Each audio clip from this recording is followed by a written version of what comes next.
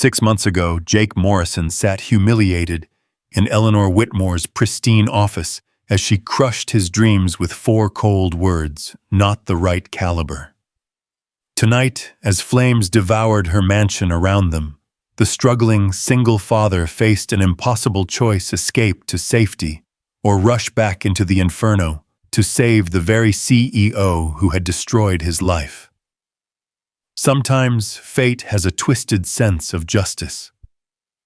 Welcome to a story of redemption, second chances, and the moment when a man's character is tested by fire, literally. Stay with me until the end to discover how one act of courage changed everything, and don't forget to comment which city you're watching from, so I can see how far this incredible true story has traveled. The October rain hammered against the windshield of Jake Morrison's 15-year-old pickup truck as he navigated through the winding roads of Millfield's most exclusive neighborhood.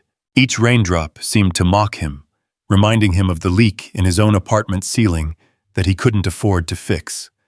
The irony wasn't lost on him here. He was rushing to repair someone else's plumbing problems, while his own life was falling apart one drop at a time. Jake pulled into the circular driveway of the Whitmore estate, a sprawling Georgian mansion that probably cost more than he'd earn in 3 lifetimes. The emergency call had come in at 9:47 p.m. just as he was helping his 7-year-old daughter Emma with her math homework. Another pipe had burst, they said. 3rd one this month in the mansion's aging infrastructure. Good money, but Jake knew the bitter truth. He was nothing more than invisible help to the people who lived in houses like this. He grabbed his toolbox from the truck bed, its metal handle cold and familiar in his calloused hands. These same hands had once pulled people from burning buildings, had saved lives, had earned him the respect of his fellow firefighters. Now they fixed pipes and unclogged drains for people who looked right through him as if he were made of air. The mansion's front door was answered by Mrs. Chen, the housekeeper, her usually composed demeanor frayed around the edges. "Oh, Mr. Morrison, thank goodness you're here. It's the 3rd floor again, the pipe in Ms. Whitmore's office. Water is everywhere." Jake nodded, shouldering his toolbox. "Same as before. Worse, I'm afraid. Ms. Whitmore is working late again. She's not happy about the disruption." Mrs. Chen's voice carried a note of warning that Jake understood perfectly. Eleanor Whitmore didn't like her world disturbed by the messy realities of aging infrastructure. As they climbed the mansion's grand staircase, Jake's mind drifted to 6 months ago, the day that had changed everything. He could still see Eleanor Whitmore's office clearly, the floor-to-ceiling windows overlooking the city, the imposing mahogany desk, the wall of awards and accolades that screamed success. He had sat across from her in his best suit, the only suit he owned, clutching his resume, with hands that trembled slightly from hope and desperation. "Mr. Morrison," she had said, barely glancing up from his application. "I see you were a firefighter for 12 years before transitioning to maintenance work." The way she said transitioning made it sound like a choice rather than a necessity born from tragedy and circumstance. "Yes, ma'am. After my wife passed, I needed more stable hours to care for my daughter. But my experience in emergency response, working under pressure, leadership skills..." She had looked up, then her steel-gray eyes assessing him with the cold efficiency of a machine calculating worth. "Mr. Morrison, Whitmore Industries is looking for executives who can navigate complex corporate landscapes. We need someone with MBA credentials, Fortune 500 experience, the kind of background that commands respect in boardrooms from New York to Tokyo." She had paused, letting her words sink in like stones thrown into still water. "I'm afraid you're simply not the right caliber for what we need." Not the right caliber. The words had echoed in his head during the long, silent elevator ride down to the lobby. They echoed still months later as he climbed toward the same office where his dreams had been efficiently dismantled. "Here we are," Mrs. Chen said, stopping outside the heavy oak door. She's been in there since 7 this morning.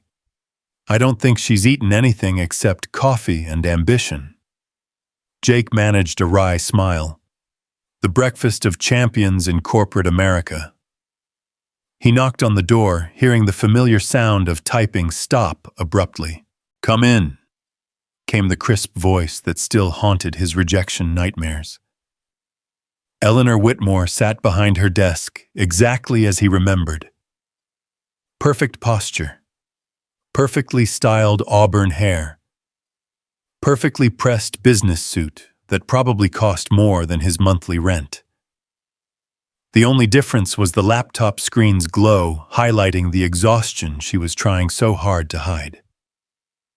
Dark circles shadowed her eyes, and there was a slight tremor in her hand as she reached for her coffee cup. She looked up, and for a moment, just a moment, Jake saw something flicker across her face.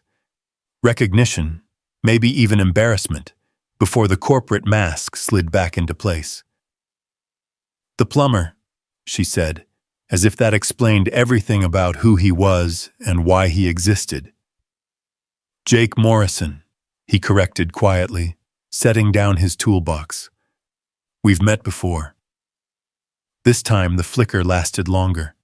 Her eyes narrowed slightly, studying his face. "I'm sorry I don't... 6 months ago. Job interview. You told me I wasn't the right caliber." He said it without bitterness, just stated fact. Water was dripping steadily from the ceiling into a growing puddle on her expensive Persian rug. The silence stretched between them like a taut wire. Eleanor's fingers drummed once against her desk, the only sign that his words had landed. When she spoke again, her voice was carefully neutral. "I see. Well, Mr. Morrison, as you can observe, I have a more immediate problem that falls well within your current skill set." Jake absorbed the subtle insult, then moved toward the source of the leak. The water damage was worse than Mrs. Chen had indicated. Brown stains spread across the ornate ceiling like infection, and the antique light fixture hung at a dangerous angle, its electrical connections exposed to the steady drip. "This is going to take some time," he said, examining the problem. "The whole section of pipe needs to be replaced, and you've got electrical issues now too. That fixture is a safety hazard." Eleanor glanced up at the damaged light, then back at her laptop screen. "How long? Few hours minimum. And you really shouldn't stay in here while I work. That fixture could come down any moment, and with the water damage to the electrical..." "Mr. Morrison," she interrupted, "I have a board presentation tomorrow morning that could determine the future of this company. I don't have a few hours to relocate." Jake stared at her, seeing something familiar in her stubborn determination to stay at her post despite obvious danger. It reminded him of rookie firefighters who thought courage meant ignoring safety protocols. "Ma'am, I've seen what happens when people ignore electrical hazards around water. It's not pretty." Something in his tone made her look up from her screen. For the first time since he'd entered, she really looked at him, not through him, not past him, but at him. "You sound like you speak from experience. 12 years with the fire department. House fires, electrical accidents, water damage, I've seen it all." He moved closer to examine the fixture. "This is exactly the kind of setup that kills people. The insulation on these old wires breaks down over time, especially with repeated water exposure." Eleanor saved her document, but didn't move from her chair. "And yet, here you are working around it. I know what I'm doing, and I have the right equipment."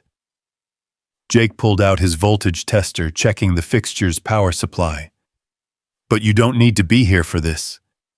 This is my office, my company, my responsibility." There it was again, that stubborn pride he'd seen in so many people who thought position meant they were invulnerable. Jake had carried enough bodies out of burning buildings to know better. "Your responsibility is to your shareholders and employees," he said, starting to disassemble the dangerous fixture. "Hard to fulfill that if you're dead.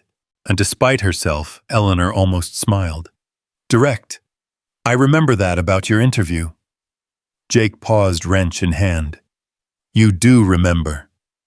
Corporate law at Harvard, MBA from Wharton, 15 years climbing the corporate ladder, that kind of background doesn't make you forget the people who don't fit your carefully constructed world. She closed her laptop. What I said that day, it wasn't personal. Felt pretty personal when I couldn't make rent the next month. The words hung in the air between them. Eleanor's fingers stilled on her coffee cup. I'm sorry to hear that. Are you... Jake resumed his work, focusing on the delicate process of disconnecting electrical connections in a water-damaged environment. Or is that just what people like you say to people like me? Eleanor was quiet for so long that Jake wondered if he'd crossed some invisible line. When she finally spoke, her voice was softer than he'd ever heard it. People like me, she repeated. What kind of person do you think I am, Mr. Morrison? Jake continued working, but his movements were more thoughtful now. 6 months ago, I would have said you were the kind of person who judges worth by resume paper and bank account balances. Someone who's never had to choose between groceries and keeping the lights on. And now? He glanced down at her from his position on the stepladder. She was watching him work with genuine curiosity, as if seeing him clearly for the first time. Now I'm wondering if maybe you're just scared like everybody else and the corporate armor is how you deal with it. Eleanor laughed, short and sharp. Scared, Mr. Morrison? I've negotiated billion-dollar mergers, hostile takeovers, congressional hearings. What exactly would I be scared of? Same thing that scares all of us, not being enough. Jake tightened a connection, testing its stability. Difference is most people don't have the power to make their fear someone else's problem. The directness of his observation seemed to catch her off guard. She stood walking to the window that overlooked the city lights. You think that's what I did to you, made my fear your problem? I think you saw someone who didn't fit your definition of success and decided that made them worthless. Jake finished securing the electrical work and moved to examine the pipe damage. Thing is, worth isn't determined by where you went to school or what's in your bank account. It's determined by what you do when nobody's watching and there's nothing in it for you. Is that what you're doing now? Something for nothing. Jake laughed, but there was no humor in it. I'm getting paid to fix your pipe, Ms. Whitmore. This isn't charity. But you could have just fixed the pipe. You didn't have to warn me about the electrical hazard. Didn't have to care whether I got hurt. Jake paused in his work. She was right, and they both knew it. He could have taken the easy path, done the minimum, collected his money, and left. Instead, he'd risked offending a wealthy client to keep her safe. My daughter, he said finally. Emma. She's 7 years old, and she still believes the world is fundamentally good. That people help each other because it's the right thing to do. He resumed working on the pipe. I refuse to be the reason she stops believing that. Eleanor turned from the window. What happened to your wife? The question was quiet, almost gentle, but it hit Jake like a physical blow. His hands stilled on his tools. Cancer, he said after a long moment. Sarah was a teacher. Best person I ever knew. She'd give you the shirt off her back if you needed it, even if it was the only one she owned. His voice roughened slightly. Toward the end, the medical bills. We lost everything. House savings, my pension from the fire department got tied up in some bureaucratic nightmare. After she died, I had Emma to think about, and firefighting meant being gone for 24-hour shifts. Couldn't leave her with sitters that often. So you became a maintenance worker. I became whatever would keep my daughter fed and housed. Jake resumed his work with perhaps more force than necessary. Not all of us have the luxury of choosing careers based on personal fulfillment. Eleanor was quiet for several minutes, watching him work. When she spoke again, her voice had lost its corporate polish. My adoptive father was a firefighter, Captain Robert Sterling. He died when I was 16. Jake's hands stilled completely. Sterling, Bob Sterling. You knew him. Jake climbed down from the stepladder, his face pale. Captain Sterling was my commanding officer for 8 years. Best man I ever knew. Taught me everything about being a firefighter, about leadership, about taking care of your crew. He stared at her. You're Bob's daughter, Eleanor Sterling. Eleanor Sterling Whitmore now. I kept his name as my middle name. She studied his face. He talked about his crew constantly. There was one firefighter he always said was special, said he had the instincts and the heart to be a captain someday. Jake something. Morrison. Jake finished quietly. They stared at each other across the damaged office, the weight of this revelation settling between them. Eleanor sank back into her chair. He said you were the best firefighter he'd ever known. Said you had a gift for reading smoke, for knowing exactly when a structure was about to fail. He was planning to recommend you for captain. Jake felt something break open in his chest. He never told me. The night he died, that warehouse fire on Maple Street, he was supposed to have dinner with me the next evening. He was going to tell me about recommending you, about how proud he was of his crew, about... She stopped, her voice catching slightly. He never got the chance. The warehouse fire. Jake remembered it like yesterday, the call that came in at 11:47 p.m., the way the smoke rolled black and thick, the moment when Captain Sterling had made the call to evacuate because the structure was compromised, the moment when a section of wall collapsed and trapped him inside. I tried to go back for him. Jake said, his voice barely above a whisper. They had to physically restrain me. I would have died trying to get him out. I know. It was in the incident report. Eleanor's composure was cracking, revealing grief that was still raw after all these years. He wouldn't have wanted that. He always said his job was to bring his crew home safe. Jake felt tears prick his eyes. He was a good man, the best captain I ever served under. He was a good father, too. Even though he adopted me when I was 12, he never made me feel like anything less than his blood daughter. Eleanor wiped at her eyes, probably the first time in years she'd allowed herself to show vulnerability in her office. After he died, I threw myself into school, into achieving, into proving myself worthy of his sacrifice. Harvard Law, Wharton MBA, climbing the corporate ladder. I thought that's what he would have wanted. What he would have wanted, Jake said gently, was for you to be happy and to take care of people. Eleanor looked up at him. Like you tried to take care of me tonight, warning me about the electrical hazard, even though I'd treated you badly. Jake nodded toward the damaged fixture. Bob Sterling taught me that everybody deserves to go home safe at the end of the day. Rich, poor doesn't matter. Everyone's somebody's daughter, somebody's father. They sat in silence for a moment, the dripping of water the only sound. Finally, Eleanor spoke. The pension you mentioned from the fire department. What happened to it? Jake shrugged. After Sarah got sick, I had to take early disability retirement. The paperwork got lost in some transition between insurance companies. Been trying to track it down for 3 years, but every time I call, they send me to another department, another form to fill out. Eventually, I just gave up. Eleanor was typing on her laptop. What was the name of the insurance company? Sterling Insurance Group. Jake said, then stopped. Wait. Sterling. My father set up the company specifically to handle firefighter benefits and pensions. When he died, it became part of Whitmore Industries' portfolio. Eleanor's fingers flew across the keyboard.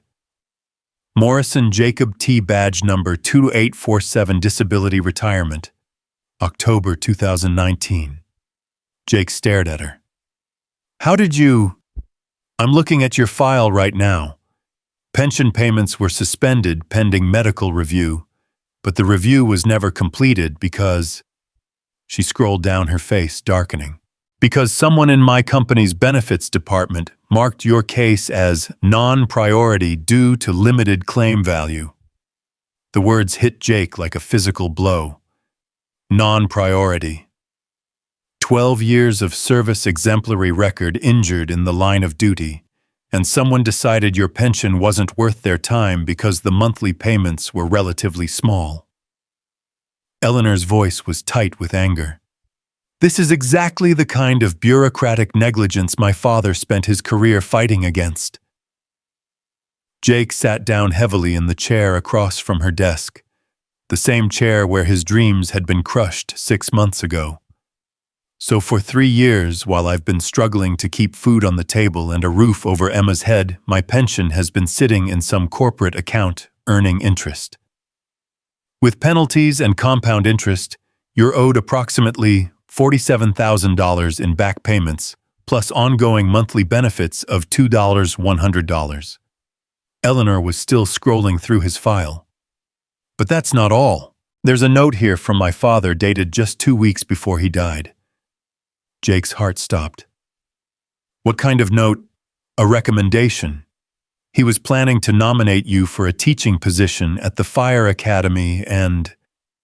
Eleanor's voice softened. There's a college scholarship fund he set up for the children of firefighters killed or disabled in the line of duty. Emma Morrison is specifically named as a beneficiary. Jake couldn't breathe. What? Full tuition room and board books, everything covered through graduate school if she chooses. Eleanor looked up at him, tears in her eyes. My father believed in taking care of his people, Mr. Morrison. All his people. And somehow our company failed to honor that. Jake buried his face in his hands, overwhelmed. $47,000. A steady pension. Emma's education secured. Everything that had been stolen from the Semasit by bureaucratic indifference. I don't understand, he said finally. How does this just get lost? Eleanor's expression hardened. Because people like me, people in corner offices who judge worth by profit margins, don't see the individual human cost of our efficiency measures. We see claims as numbers on a spreadsheet, not as families struggling to survive. Jake looked up at her. You're not responsible for... I'm responsible for every decision made by this company.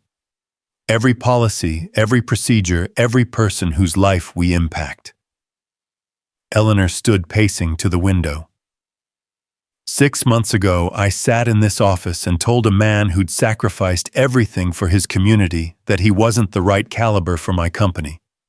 Meanwhile, that same company was betraying his trust and stealing his livelihood through bureaucratic neglect. You didn't know. I didn't know because I didn't care to know. There's a difference. Eleanor turned back to him. When you walked into this office for that interview, what were you hoping for? Jake thought back to that day, to the hope that had made his hands shake as he straightened his tie in the elevator. A chance to provide for my daughter. To use my skills in emergency management crisis response. Maybe work my way up to running corporate security or emergency preparedness. I wasn't looking for charity, just an opportunity to prove what I could do. And I dismissed you without even considering that your background might be exactly what we needed. Eleanor returned to her desk, pulling up another file. Do you know how many industrial accidents, security breaches, and emergency situations Whitmore Industries dealt with last year? Jake shook his head. 14 major incidents, including a chemical spill at our Detroit facility that resulted in a 2-day evacuation. Our emergency response was so poor that OSHA fined us $200,000 and mandated additional safety training. Eleanor's voice was bitter. We could have used someone with your expertise. Instead, I let prejudice and narrow thinking drive my decision. Before Jake could respond, a sharp crackling sound came from above them. They both looked up to see sparks beginning to shower down from the ceiling fixture he'd been working on. The smell of burning insulation filled the air. "That's not good," Jake said, grabbing his tools. "The water damage is worse than I thought. The whole electrical system in this section is compromised." More sparks, and now Jake could see a faint orange glow beginning to spread along the ceiling where the wiring ran. The old house's insulation was catching fire inside the walls. "Ms. Whitmore, we need to leave. Now." Eleanor was shutting down her laptop.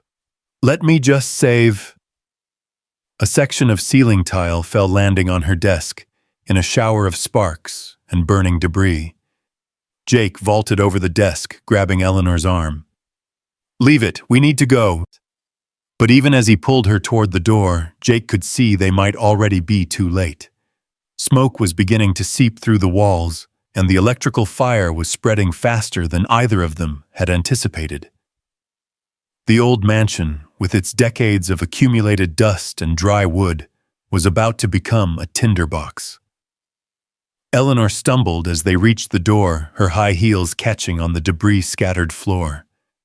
Jake caught her, steadying her against him, and for a moment their eyes met. In her face he saw not the cold corporate executive who had rejected him, but a frightened woman who was finally seeing past the barriers she'd built around herself. "I'm sorry," she whispered, "for everything, for not seeing who you really were." Jake helped her toward the door, but even as they moved, he could hear the ominous sound of fire spreading through the walls around them. The mansion's old wiring, compromised by years of water damage and neglect, was creating a perfect storm of electrical fire. Behind them, Eleanor's laptop screen flickered and went dark as burning debris scattered across her desk. Her life's work, her presentations, her carefully constructed corporate world, all of it was about to be consumed by flames. But as they stumbled together toward the hallway, Jake realized that sometimes it takes a fire to burn away everything that doesn't matter, leaving only what's truly important. And what mattered now was getting them both out alive. The real test of character, he knew, wasn't measured in boardrooms or on resumes. It was measured in moments like this, when everything else stripped away and only choices remained. As smoke began to fill the hallway and the sound of spreading fire grew louder, Jake Morrison, former firefighter, current maintenance worker, and Eleanor Whitmore's former, not the right caliber job candidate, prepared to make the most important choice of his life. The hallway, that had seemed so grand and welcoming just hours earlier, now felt like a trap closing around them. Smoke poured from the ceiling vents as Jake guided Eleanor toward the main staircase, his firefighter instincts kicking in with muscle memory that 12 years of training had burned into his very bones. He automatically dropped low, pulling Eleanor down with him, where the air was cleaner, cooler, more breathable. "Stay below the smoke line," he instructed, his voice calm, despite the chaos erupting around them. "Breathe through your nose, shallow breaths." Eleanor nodded, her corporate composure finally cracking as the reality of their situation hit her. The mansion that had been her sanctuary, her fortress of success, was becoming their tomb. Behind them, Jake could hear the hungry crackle of flames spreading through the old walls, feeding on decades of accumulated dust and dry timber. They reached the top of the grand staircase, but Jake stopped abruptly, his hand shooting out to prevent Eleanor from descending. Below them, the first floor was already filling with smoke, and he could see the orange glow of fire reflecting off the marble floors. "The electrical fire spread faster than I expected," he muttered, more to himself than to her. "Old houses like this, the wiring runs through the walls like arteries. Once it catches, it spreads everywhere at once." Eleanor stared down at the smoke-filled foyer where she had welcomed dignitaries and business partners, where she had built her empire one handshake at a time. "How is that possible?" It was just a small problem with the ceiling fixture. Water and electricity don't play nice together, especially in old buildings. Jake was already scanning alternative routes, his trained eye reading the smoke patterns like a roadmap of destruction. The insulation around those old wires gets brittle over time. Add water damage and you've got a perfect storm. The fire's probably been smoldering in the walls for hours, maybe days. My work tonight just gave it the oxygen it needed to explode. The weight of responsibility hit Eleanor like a physical blow. This is my fault. I insisted on staying in the office. If I had just listened to you, save the blame for later. Jake cut her off, but his voice was gentle. Right now we focus on getting out alive. He led her away from the main staircase toward the back of the house. The smoke was getting thicker, and Jake could feel the temperature rising as the fire spread through the mansion's infrastructure. His mind automatically cataloged exit routes, structural weak points, the way the smoke moved through the building's ventilation system. "There's a service staircase near the kitchen," Eleanor said, reading his thoughts. "The staff use it to... no good." Jake had already dismissed that option. Kitchen fires spread fastest because of the grease in the ventilation system. Plus, that staircase probably shares wall space with the main electrical panel. They moved deeper into the residential wing of the mansion, past Eleanor's private quarters, past guest rooms that probably cost more to furnish than most people made in a year. Jake tried each window they passed, but the mansion's security features, the same locks and barriers designed to keep intruders out, were now keeping them trapped inside. "The windows in my bedroom," Eleanor said, coughing as the smoke grew thicker. "They're not wired to the security system."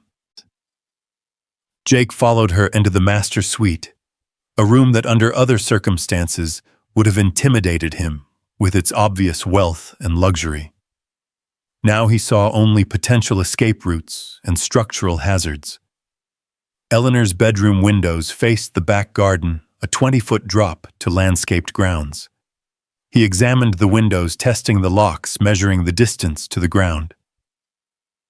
"It's doable but risky. 20 feet onto grass, but there's a stone retaining wall about 6 feet out." Eleanor joined him at the window, looking down at the drop that suddenly seemed much higher than it had from inside her climate-controlled sanctuary. I don't exactly have experience with jumping out of burning buildings." Jake almost smiled despite their situation. "It's not usually part of corporate training." Behind them, they could hear the fire getting closer, the sound of wood beginning to crack and splinter under extreme heat. Jake made his decision. "I'm going to lower you down as far as I can, then you drop. Bend your knees when you hit roll if you can. Aim for the grass, avoid the stone." Eleanor stared at him. "What about you?" "I'll be right behind you. Promise me." There was something in her voice, a vulnerability he'd never heard from the woman who had dismissed him so coldly 6 months ago. She wasn't asking as a CEO giving orders to an employee.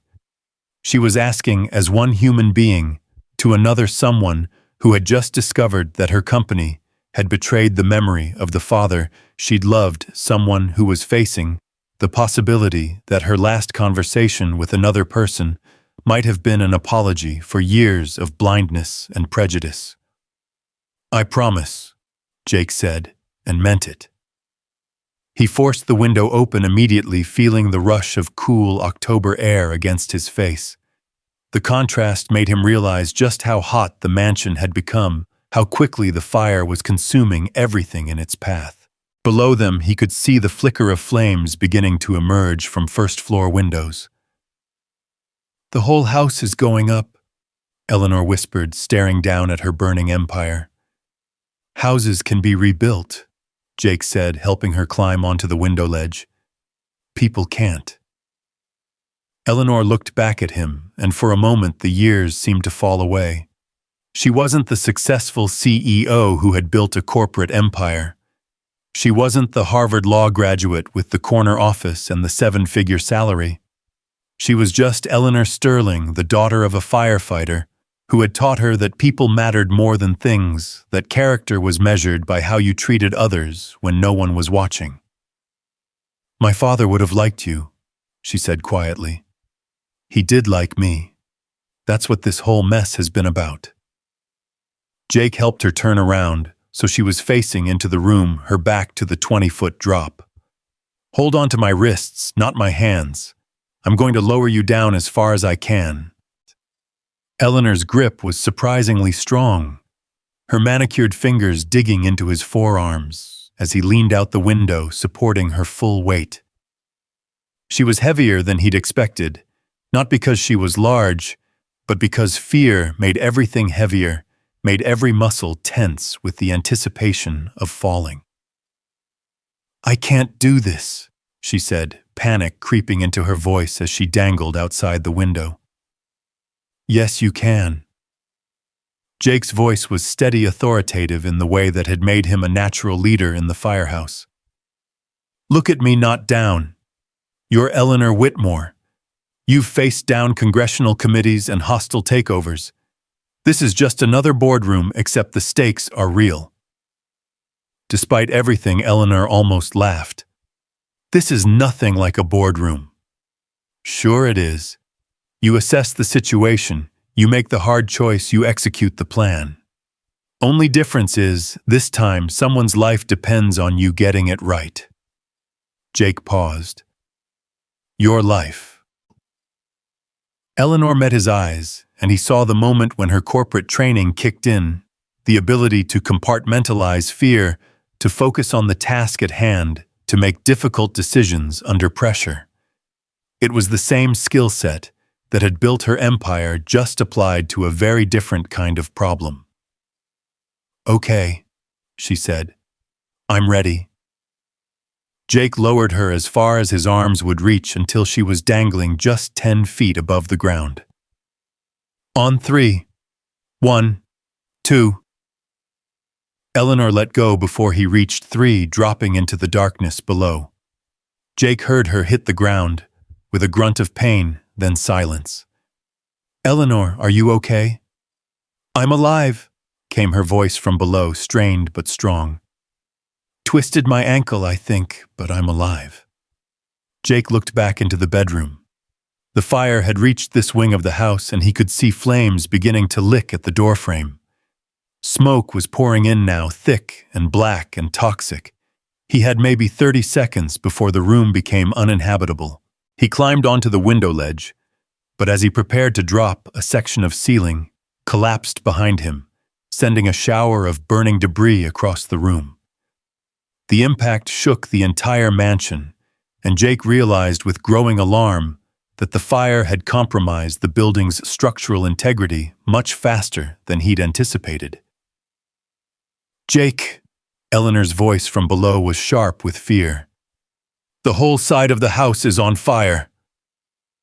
Jake looked down and saw that she was right. Flames were emerging from windows across the mansion's facade, turning Eleanor's sanctuary into a towering inferno. The heat was becoming unbearable, even with the cool night air rushing through the open window. He was about to jump when he heard it, a sound that made his blood freeze in his veins. A woman's voice calling for help coming from somewhere else in the mansion. Not Eleanor, she was safely on the ground below. Someone else was trapped in the burning building. "Did you hear that?" Jake called down to Eleanor. "Hear what?" Jake strained his ears, listening past the roar of flames and the crack of burning timber. There it was again, fainter now, but definitely human. A woman's voice calling for help from somewhere in the mansion's east wing. "There's someone else in the house," Jake said. "That's impossible. Mrs. Chen went home hours ago, and the rest of the staff, I'm telling you, there's someone else in there." Jake faced the most difficult decision of his life. He could drop to safety right now, join Eleanor in the garden, and wait for the fire department to arrive. Or he could go back into the burning mansion, risk his life for someone he didn't know, someone who might not even exist. The voice could have been his imagination, the sound of burning wood that his stressed mind had interpreted as human. Below him, Eleanor seemed to read his thoughts. "Jake, no. You promised you'd come down. You promised. If there's someone else in there, you don't know for sure. It could have been anything. The house settling pipes, bursting, anything." Jake knew she was right. The rational choice was to save himself. He had a daughter who needed him, a future that was finally looking brighter thanks to the pension and opportunities Eleanor had just revealed. He had every reason to climb down to safety, and every excuse to let someone else handle whatever might or might not be happening in the East Wing. But Captain Sterling's voice echoed in his memory. "A firefighter's job isn't to take unnecessary risks, son. But it is to make sure everyone goes home safe. Everyone." "I have to check," Jake said. "Jake, please. If it was Emma in there, if it was your father, wouldn't you want someone to try?" Eleanor fell silent. She knew he was right, just as she knew she was powerless to stop him. Jake Morrison had spent 12 years running into burning buildings when everyone else was running out. Some instincts run too deep to ignore. "Give me 5 minutes," Jake said, climbing back into the burning room. "If I'm not back in 5 minutes, you call 911 and you get as far from this house as possible." "Jake." But he was already gone, disappearing back into the smoke and flames, leaving Eleanor alone in the garden, with nothing but the growing roar of the fire and her own helpless fear. Jake moved through the mansion like a ghost, staying low, following the corridors he'd memorized during months of maintenance calls. The East Wing was older than the rest of the house, added on during some long-ago renovation, and its layout was more confusing, a maze of servants' quarters and storage rooms that most people never saw. The smoke was thicker here, more toxic, and Jake could feel his lungs beginning to burn. He pulled his shirt up over his nose and mouth, a poor substitute for proper breathing equipment, but better than nothing. The heat was becoming unbearable, and he could see flames dancing along the ceiling above him. "Hello," he called. "Anyone there?" At first, nothing. Then faintly, from a room at the end of the corridor, "Help me, please, somebody help me." Jake followed the voice to a door that stood slightly ajar. Inside, he found an elderly woman huddled on the floor beside an overturned wheelchair. She was wearing a nightgown and looked to be in her 70s, with silver hair and frightened eyes that reminded him painfully of his own grandmother. "I'm here," Jake said, rushing to her side. "I'm here to get you out. My wheelchair, the wheel got caught on the carpet when I tried to leave. I fell and I can't get up, my legs." Jake could see the problem immediately. The woman was paralyzed from the waist down, unable to walk, completely dependent on the wheelchair that now lay on its side with one wheel bent beyond use. "What's your name?" Jake asked, checking her for obvious injuries. "Margaret. Margaret Chen. I'm Mrs. Chen's mother. I live in the guest suite, but the smoke alarm woke me up and I tried to get out, but—" Mrs. Chen's mother. Jake remembered now Mrs. Chen had mentioned her elderly mother who lived in the mansion's guest quarters, but Jake had assumed she meant someone who could evacuate herself in an emergency. "Okay, Margaret. I'm Jake and I'm going to get you out of here. Can you put your arms around my neck?" Margaret nodded, tears streaming down her face. "I thought I was going to die in here. I thought no one would find me." Jake lifted her as gently as he could, feeling her fragile arms wrap around his shoulders. She weighed almost nothing, bird-like and delicate, but carrying another person through a burning building was going to be exponentially more difficult than navigating it alone. "Hold on tight," he said. "This is going to be rough." Jake retraced his steps through the East Wing, moving more slowly now, with Margaret's weight in his arms. The fire had spread dramatically in just the few minutes he'd been searching for her, and corridors that had been merely smoky when he'd passed through them were now fully engulfed in flames. "I can't breathe," Margaret whispered against his shoulder. Jake couldn't either. The smoke was so thick now that he was navigating purely by memory and instinct, feeling his way along walls that were growing too hot to touch. His lungs burned with each breath, and he could feel his strength beginning to ebb. They reached the main corridor that led back toward Eleanor's wing, but Jake stopped short. The way was blocked by a wall of flame that hadn't been there minutes before. The mansion's old structure was failing, and rooms were collapsing as support beams burned through. "We can't go this way," Jake muttered more to himself than to Margaret. "Are we going to die?" Margaret asked, her voice small and scared. Jake thought of Emma probably asleep in their small apartment, trusting that her father would come home safe like he always did.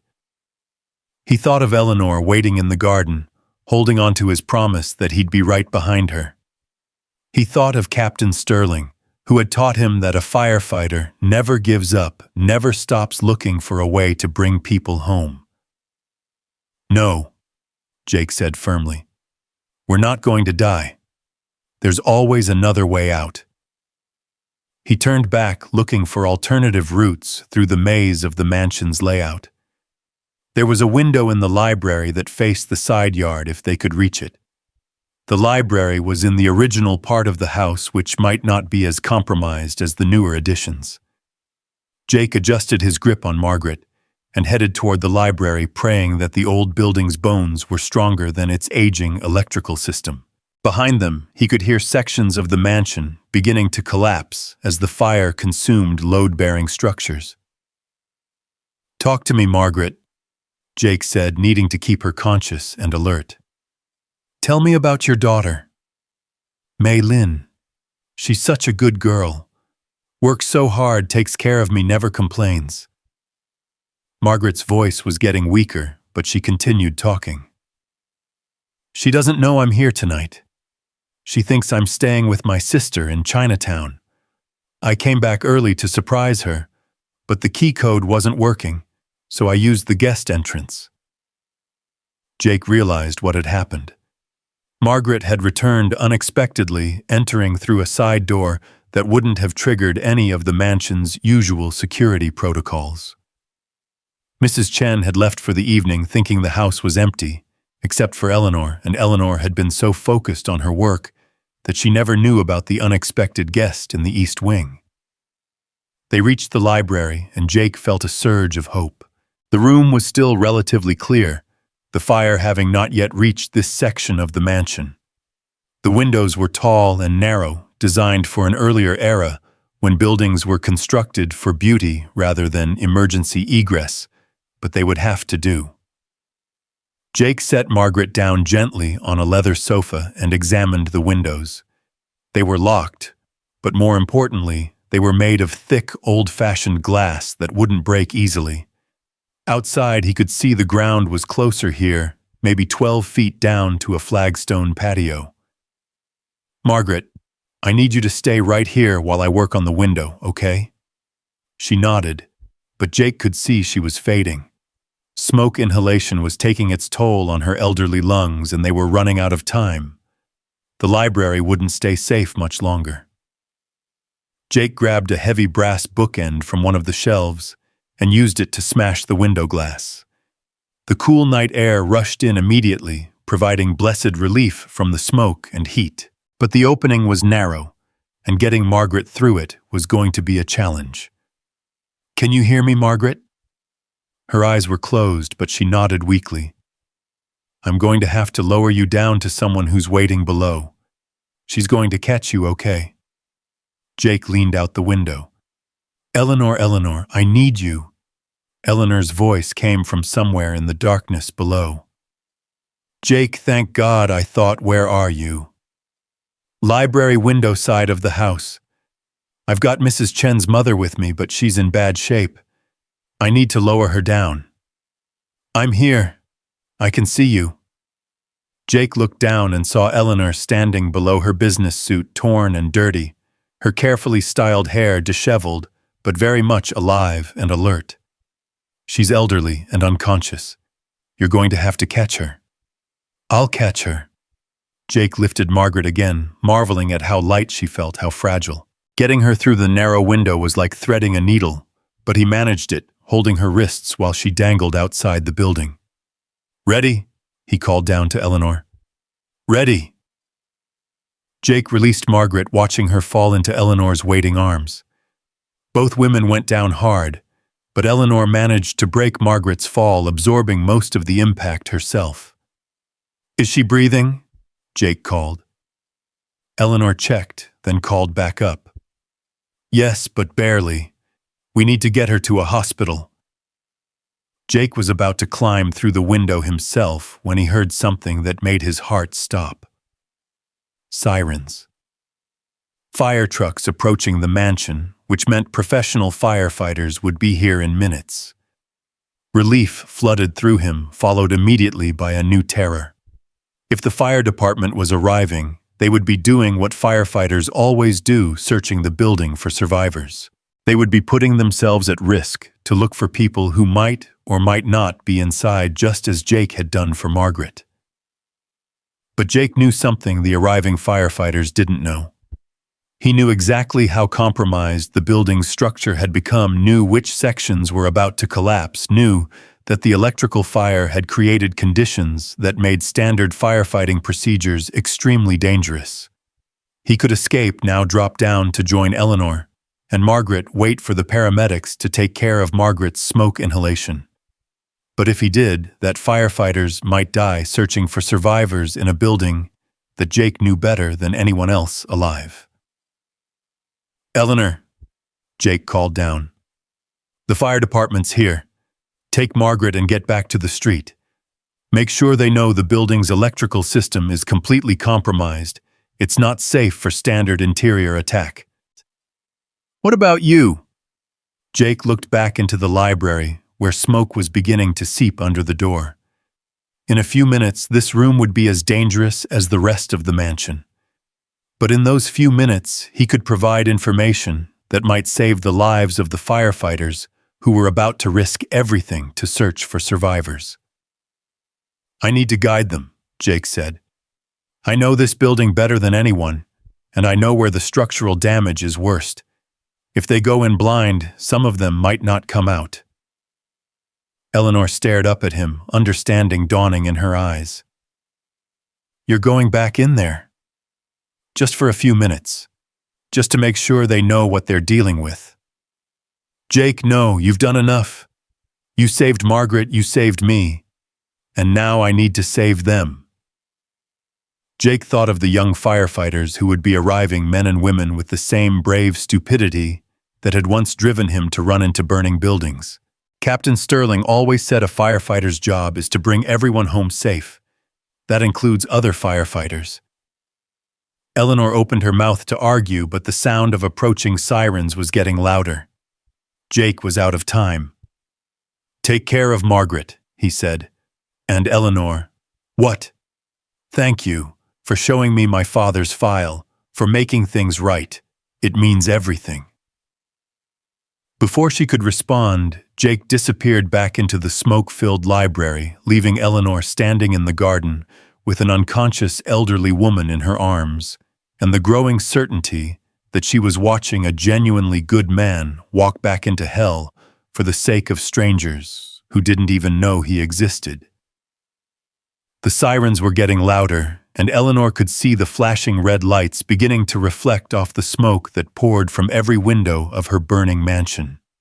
Professional help was almost here, but Jake Morrison, the man she had dismissed as not the right caliber, was still inside the inferno, still risking everything for people he'd never met, still proving that character wasn't measured by degrees or bank accounts or corporate titles, but by what you did when everything was on the line and no one would blame you for walking away.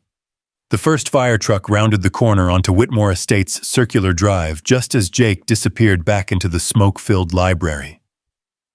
Eleanor clutched Margaret's unconscious form against her chest, feeling the elderly woman's shallow breathing against her shoulder, as red and blue lights painted the night in urgent, strobing colors.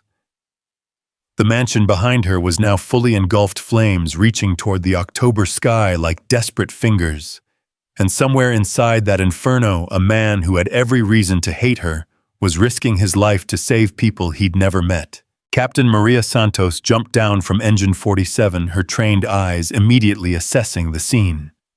22 years with the Millfield Fire Department had taught her to read fires like other people read books, and what she saw made her stomach clench with dread.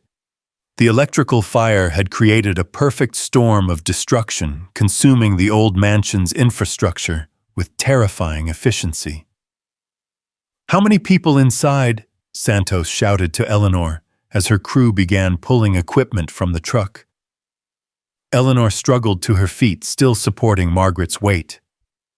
"I don't know. Maybe one. There's a maintenance worker who went back in to help guide you, but maintenance worker," Santos was already suiting up in her breathing apparatus. "What's his name?" "Jake Morrison. He used to be—" Santos stopped dead. Jake Morrison. Tall guy, dark hair, used to work under Bob Sterling. "You know him. Know him, lady. Jake Morrison is a legend in this department. Pulled more people out of fires than anyone except Sterling himself." Santos turned to her crew. "Listen up, people. Jake Morrison is somewhere inside this building, and if he stayed behind, it's because he has information we need. Find him, but be careful. This electrical fire has compromised the entire structure." Eleanor watched as 6 firefighters disappeared into the smoke-filled mansion, their powerful flashlights creating brief ghostly illuminations in the darkness. Margaret stirred in her arms, coughing weakly. "The ambulance is on its way," Santos assured Eleanor. "What happened to her?" "Smoke inhalation. She was trapped in the East Wing when Jake found her. She's Mrs. Chen's mother. Miss Chen is the housekeeper. I don't think anyone knew she was staying in the house tonight." Santos nodded, speaking into her radio. "Command, we have one confirmed rescue, elderly female with smoke inhalation. Victim reports one possible person still inside, identified as Jake Morrison, former firefighter with extensive building knowledge." The radio crackled back. "Copy that, Engine 47. Ladder 12 is 2 minutes out. Be advised, power company reports major electrical hazards in that area. Recommend defensive operations only." Santos looked at the burning mansion, then at Eleanor.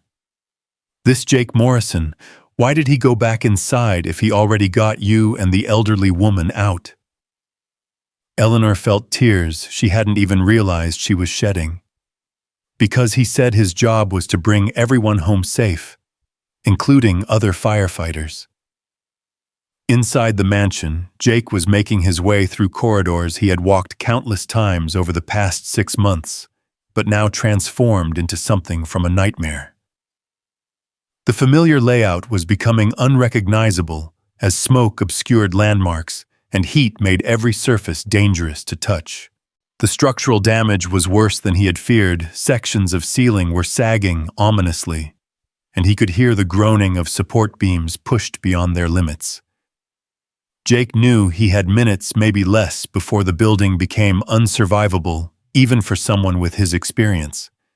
But he also knew that firefighters were about to enter this death trap with standard procedures that wouldn't account for the unique dangers created by the electrical fire. He reached the main foyer where the grand staircase provided a natural gathering point and began shouting through the smoke. "Fire department, I'm Jake Morrison, former firefighter. Can you hear me?" The response came from multiple directions at once as firefighters converged on his location, their powerful lights cutting through the haze. "Morrison, Jesus, what are you doing in here?" The voice belonged to Lieutenant Tom Rodriguez, a firefighter Jake had trained with years ago. "We heard you'd left the department." "Long story." Jake coughed, the smoke burning his throat. "Listen, the electrical system in this place is completely fried. The main panel is in the basement, and it's been arcing for hours. The whole building is essentially one big electrical hazard. Rodriguez nodded grimly. We figured as much. Power company killed the main feed, but there could be residual current anywhere. That's not the worst of it. Jake pointed toward the east wing. That whole section is about to collapse.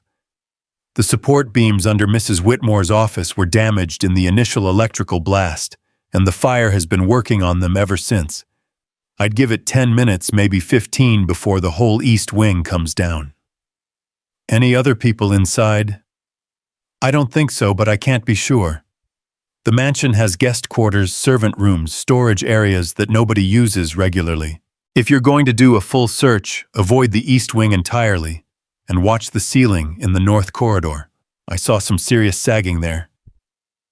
Rodriguez was speaking into his radio, relaying Jake's information to the incident commander. The response was immediate. All personnel were to focus on the main structure and avoid the compromised east wing. Morrison, Rodriguez said, we need to get you out of here now. You've done enough.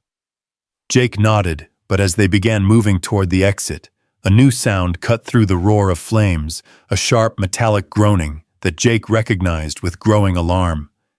Somewhere above them, a major structural element was failing. Everyone down, Jake shouted, just as a section of the second-floor balcony collapsed, sending burning debris cascading into the foyer.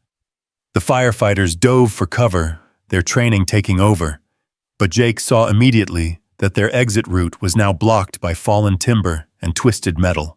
Rodriguez, we need another way out, Jake said, assessing their new situation. The fallen balcony had created a barrier between them and the front door, and the debris was still burning intensely. Back entrance through the kitchen. Jake shook his head. Kitchen's been on fire for 20 minutes. Grease in the ventilation system makes it too dangerous. Rodriguez was speaking rapidly into his radio, calling for backup and reporting their situation. The response wasn't encouraging. The mansion's structural collapse was happening faster than anyone had anticipated, and several exit routes were now blocked.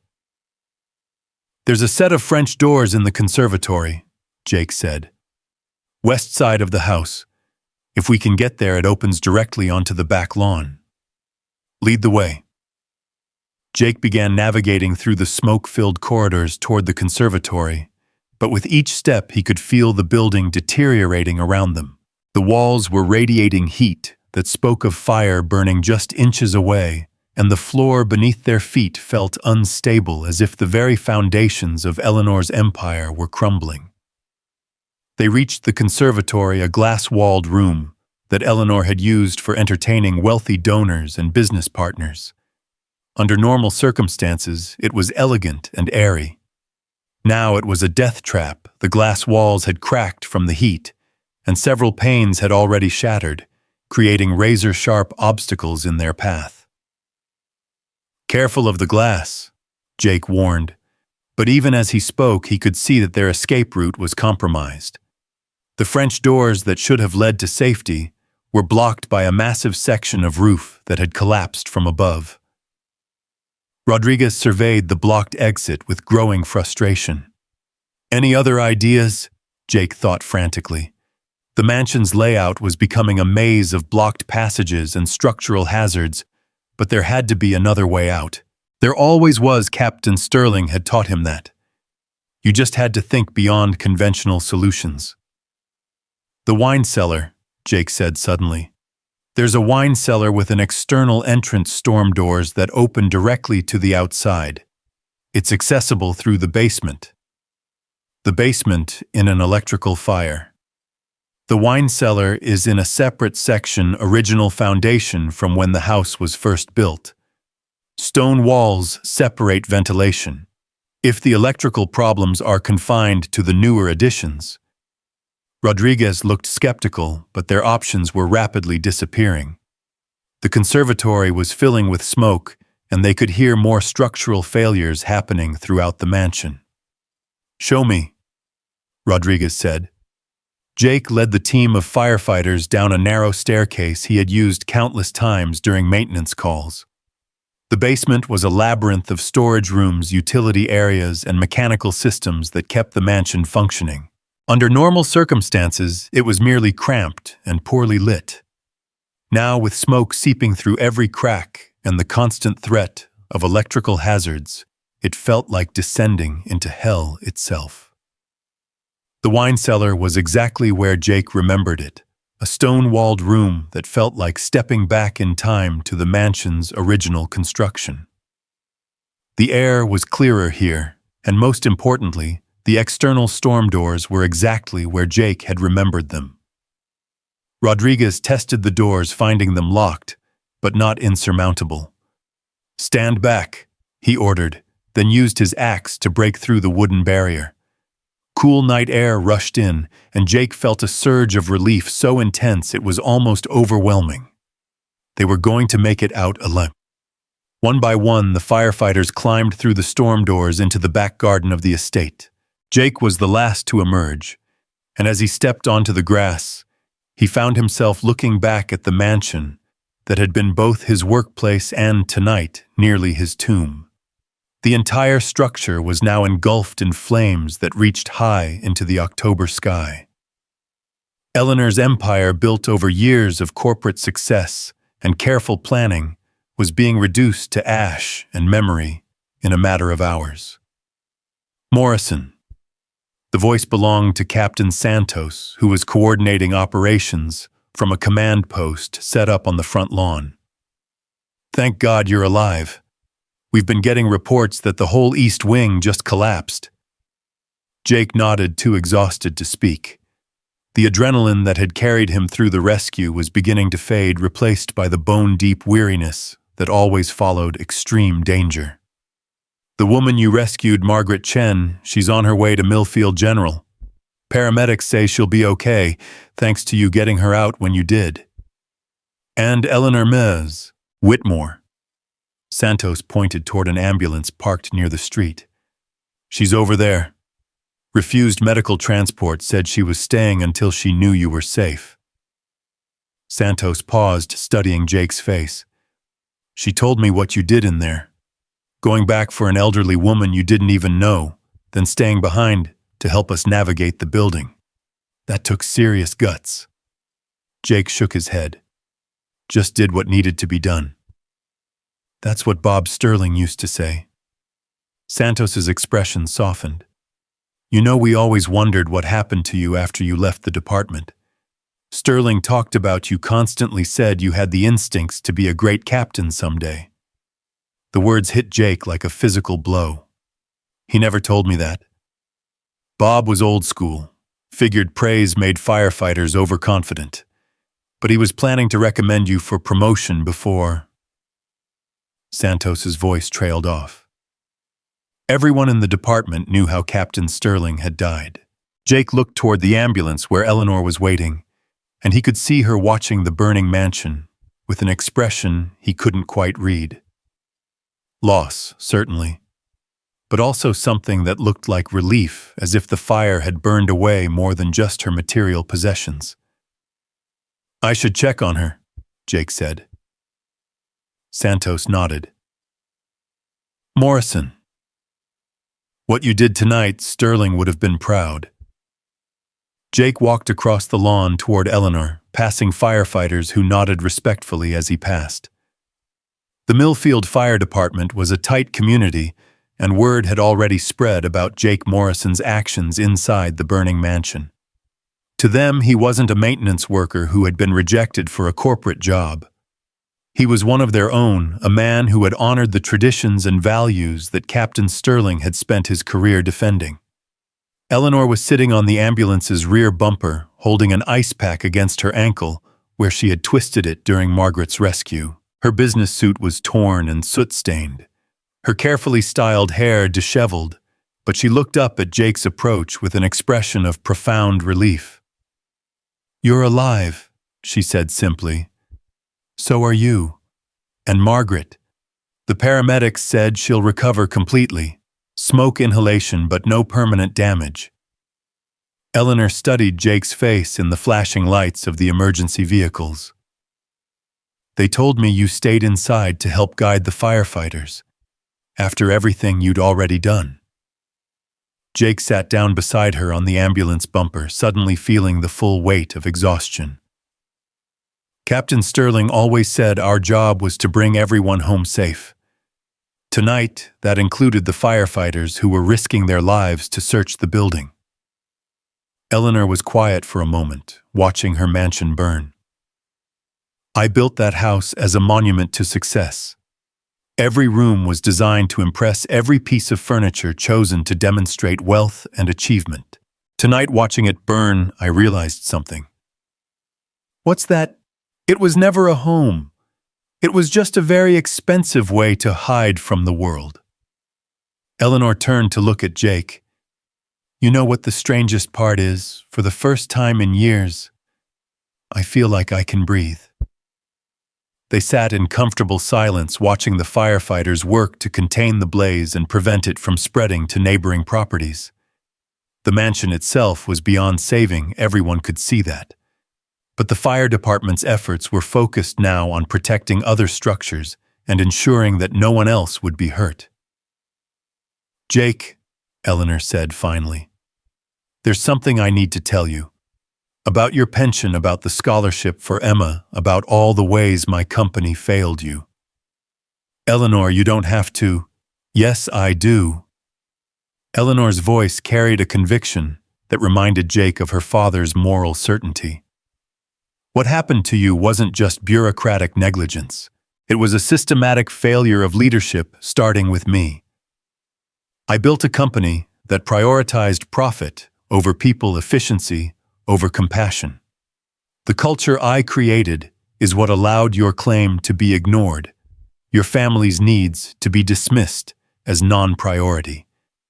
Jake looked at her, seeing not the corporate executive who had rejected him, but the daughter of a man who had devoted his life to protecting others. Your father wouldn't have let that happen, Jake said. No, he wouldn't have. Which is why I'm going to make sure it never happens again. Eleanor pulled out her phone, scrolling through contacts. My attorney is going to hear from me first thing in the morning.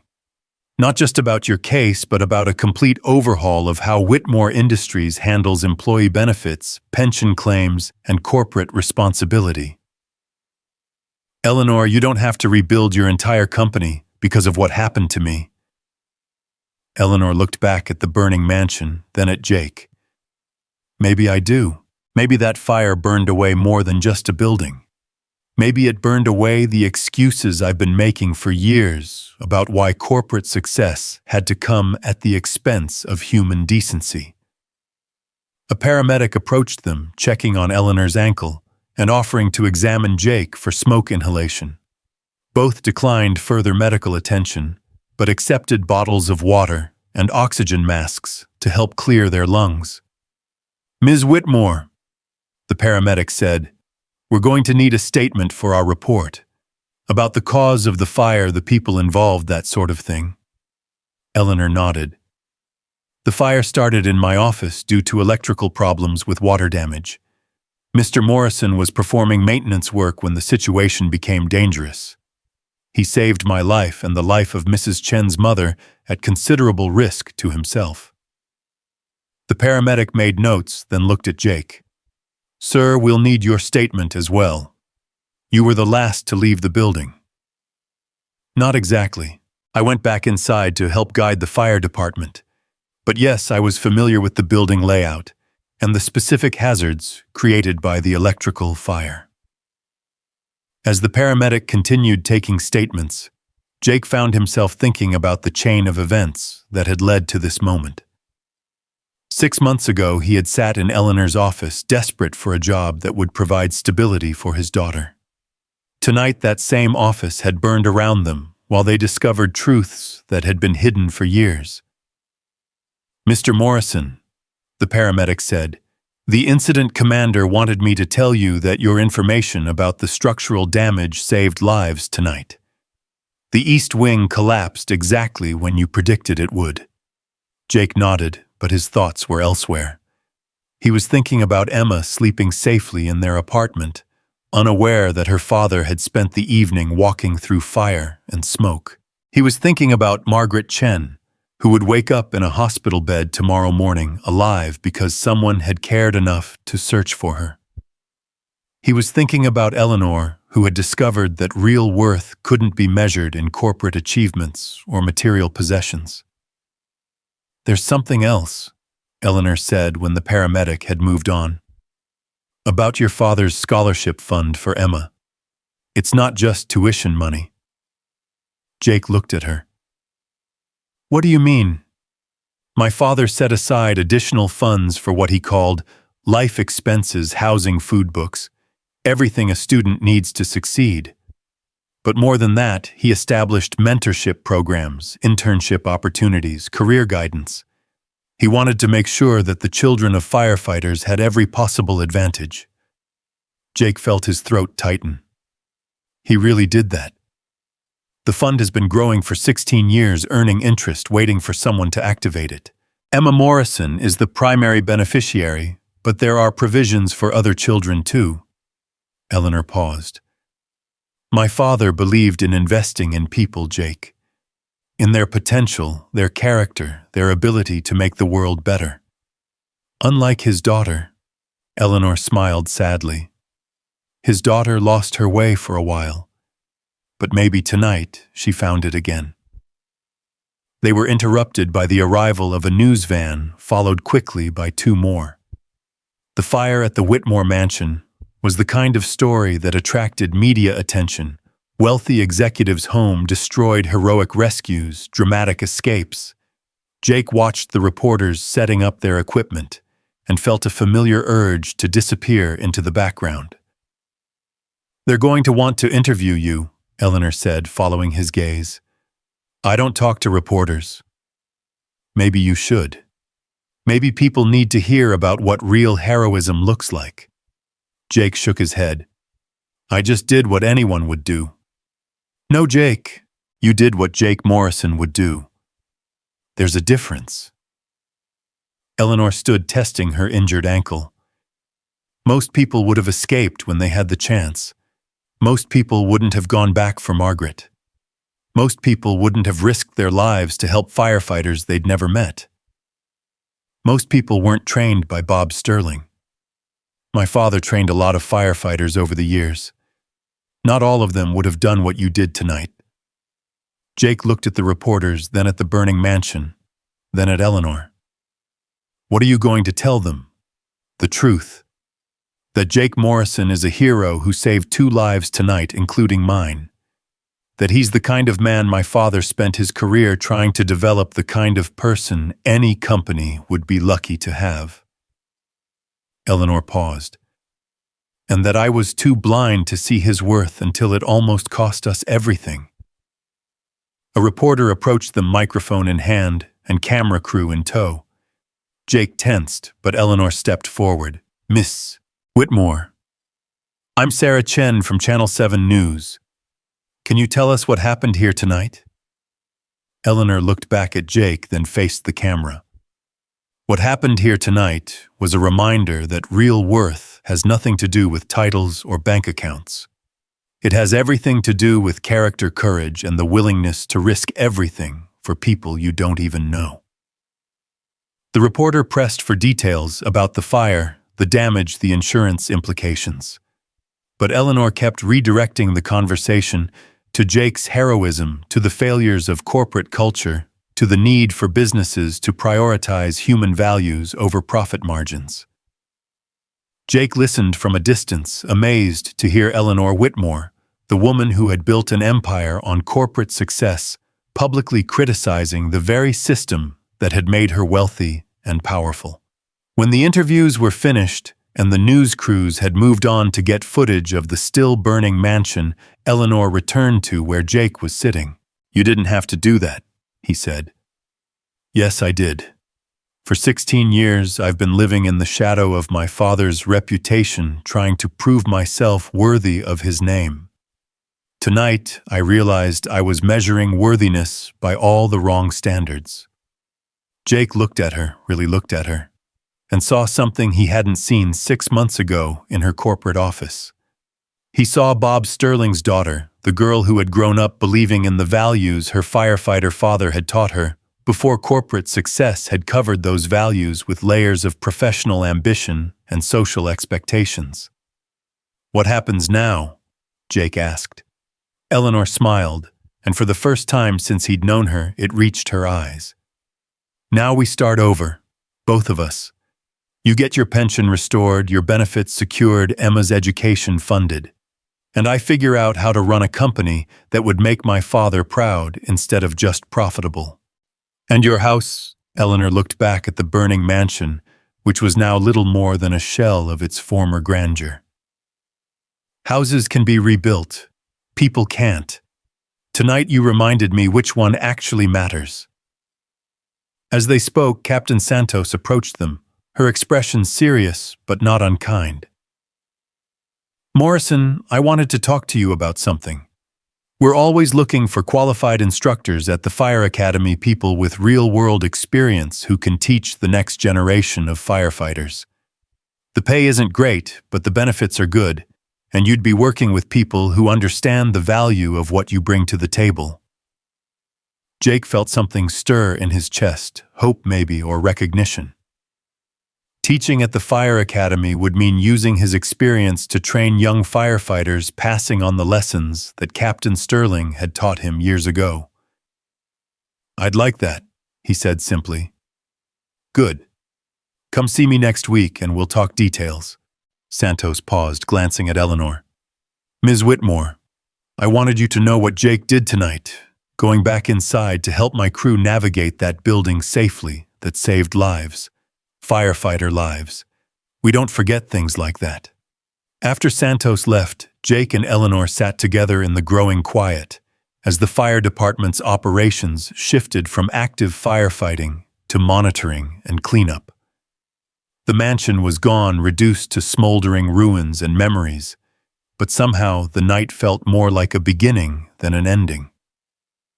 "Jake," Eleanor said quietly, "I want to ask you something, and I need you to be honest with me." "Okay." "When I rejected you for that job 6 months ago, when I said you weren't the right caliber, was I wrong?" Jake considered the question carefully. "You weren't wrong about me not fitting into your corporate culture. I wouldn't have lasted 6 months in that environment.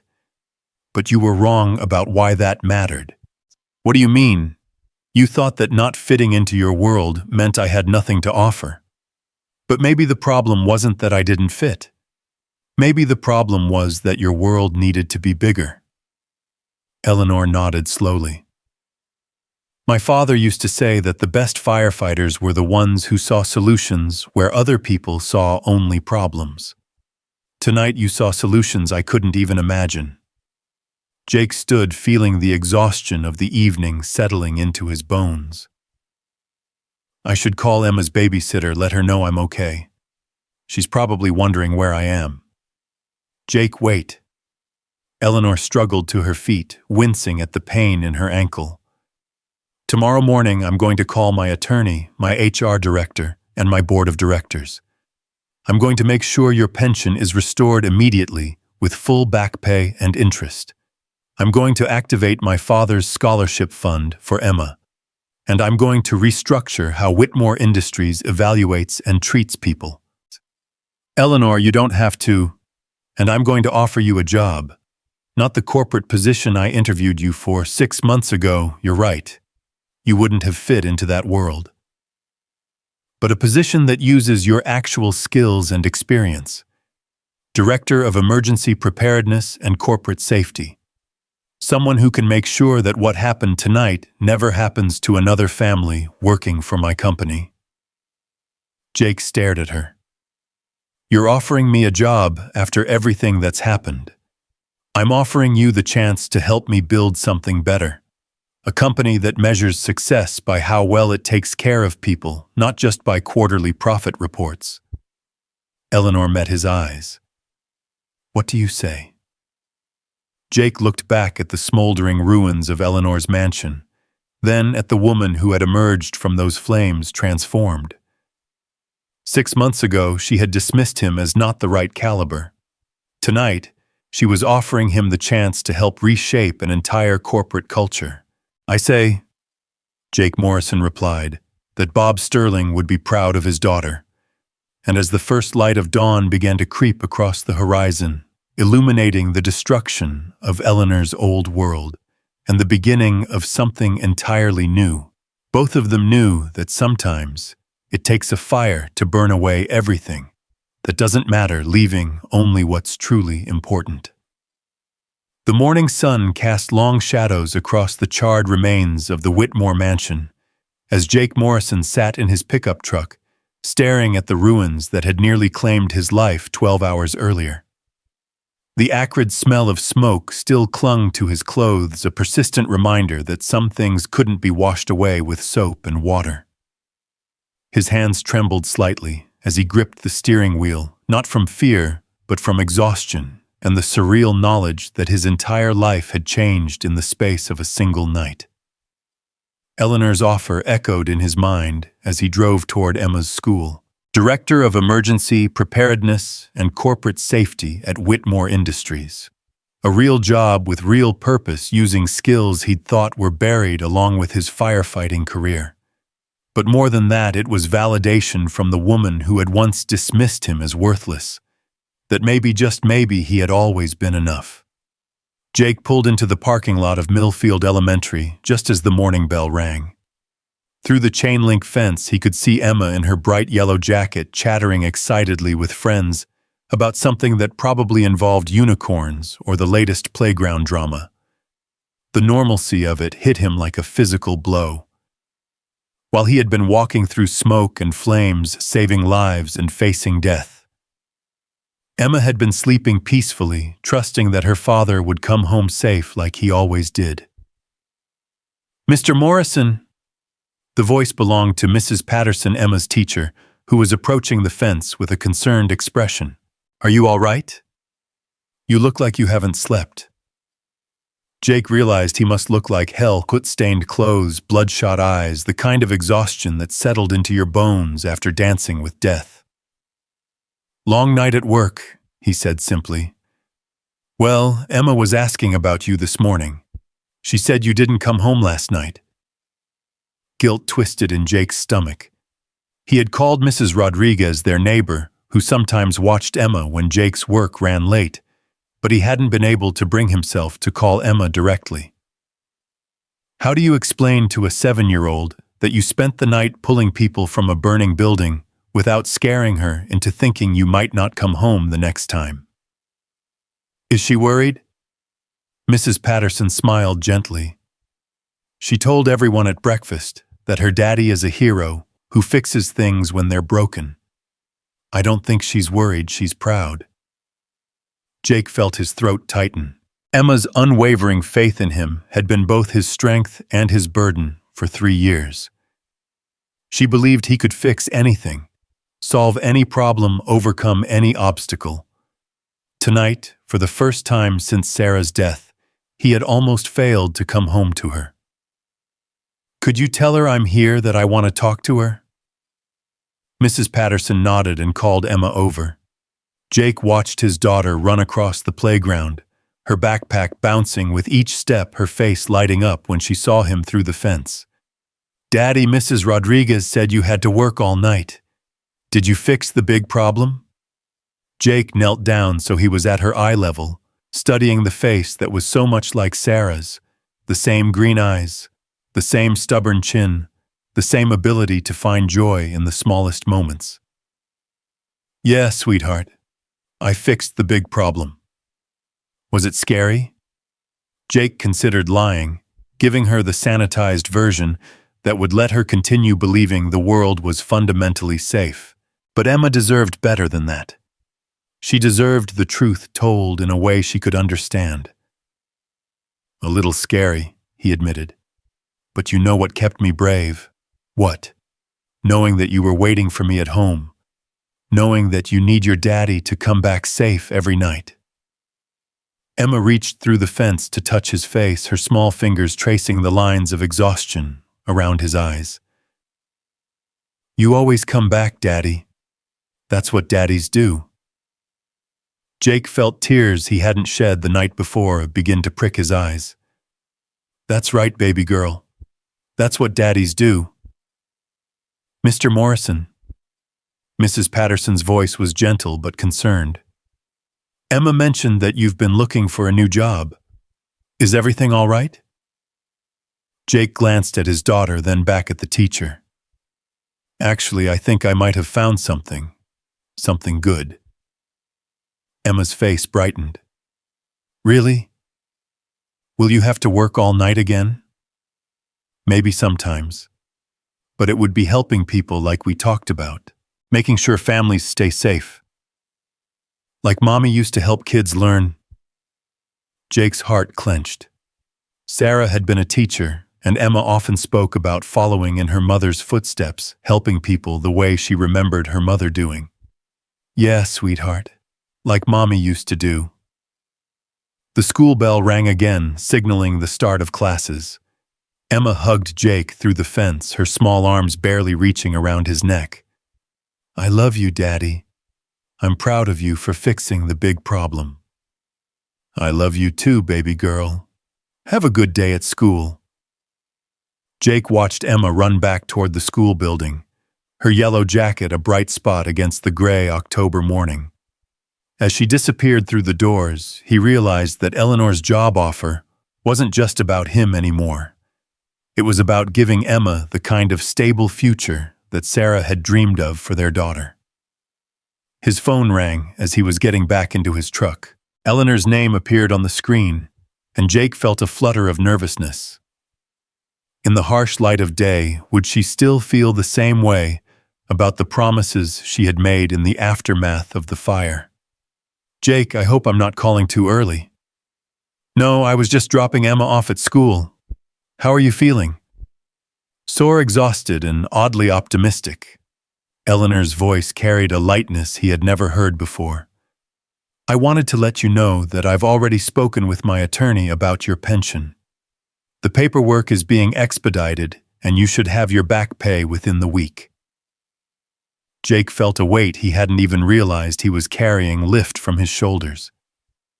$47,000. Enough to catch up on bills, put money in savings, maybe even take Emma on the vacation she had been asking about. "Eleanor, I don't know how to thank you." "Don't thank me yet. I'm just fixing a mistake that should never have been made." Eleanor paused, and Jake could hear papers shuffling in the background. "But there's something else. About my father's scholarship fund for Emma."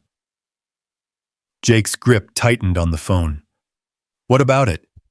"I've been reviewing the documentation this morning, and it's even more comprehensive than I initially realized. Full tuition through graduate school, yes, but also housing allowances, study abroad opportunities, internship programs. My father wanted to make sure that Emma would have every possible advantage." Jake pulled over to the side of the road, overwhelmed. "Eleanor, there's more. The fund includes provisions for other children, too. Kids from the fire department, children of first responders' families who have made sacrifices for their communities. My father envisioned it as a way to break cycles of economic hardship and give deserving children the opportunities they might not otherwise have." Jake thought about the other firefighters' kids he knew, bright children whose futures were limited by their families' financial circumstances. Children like Emma, who deserved every chance to reach their potential. "How many children are we talking about?" "The fund is large enough to support 12 full scholarships at any given time, with new recipients added as others graduate. Emma would be the inaugural recipient, but she wouldn't be alone." Jake sat in silence, processing the magnitude of what Eleanor was describing. Bob Sterling hadn't just thought about Jake's family. He had envisioned a legacy that would impact dozens of children over the years. "Jake, are you still there?" "I'm here. Bob really planned all this, down to the last detail. He even left instructions about selection criteria, mentorship programs, career guidance. He wanted to make sure these children didn't just get an education. He wanted them to have the support system they needed to succeed." Jake thought about his old captain, the man who had taught him that leadership meant taking care of your people. Even in death, Bob Sterling was still taking care of his crew. "There's one more thing," Eleanor continued, "about the job offer I made last night. I want you to know that it wasn't just an emotional reaction to what happened. I've been awake all night thinking about what you said about building a company culture that my father would be proud of." "Eleanor, you don't have to."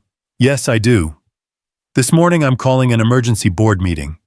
I'm going to propose a complete restructuring of how Whitmore Industries operates, new policies for employee benefits, emergency preparedness protocols, community engagement programs, and I want you to help me design them."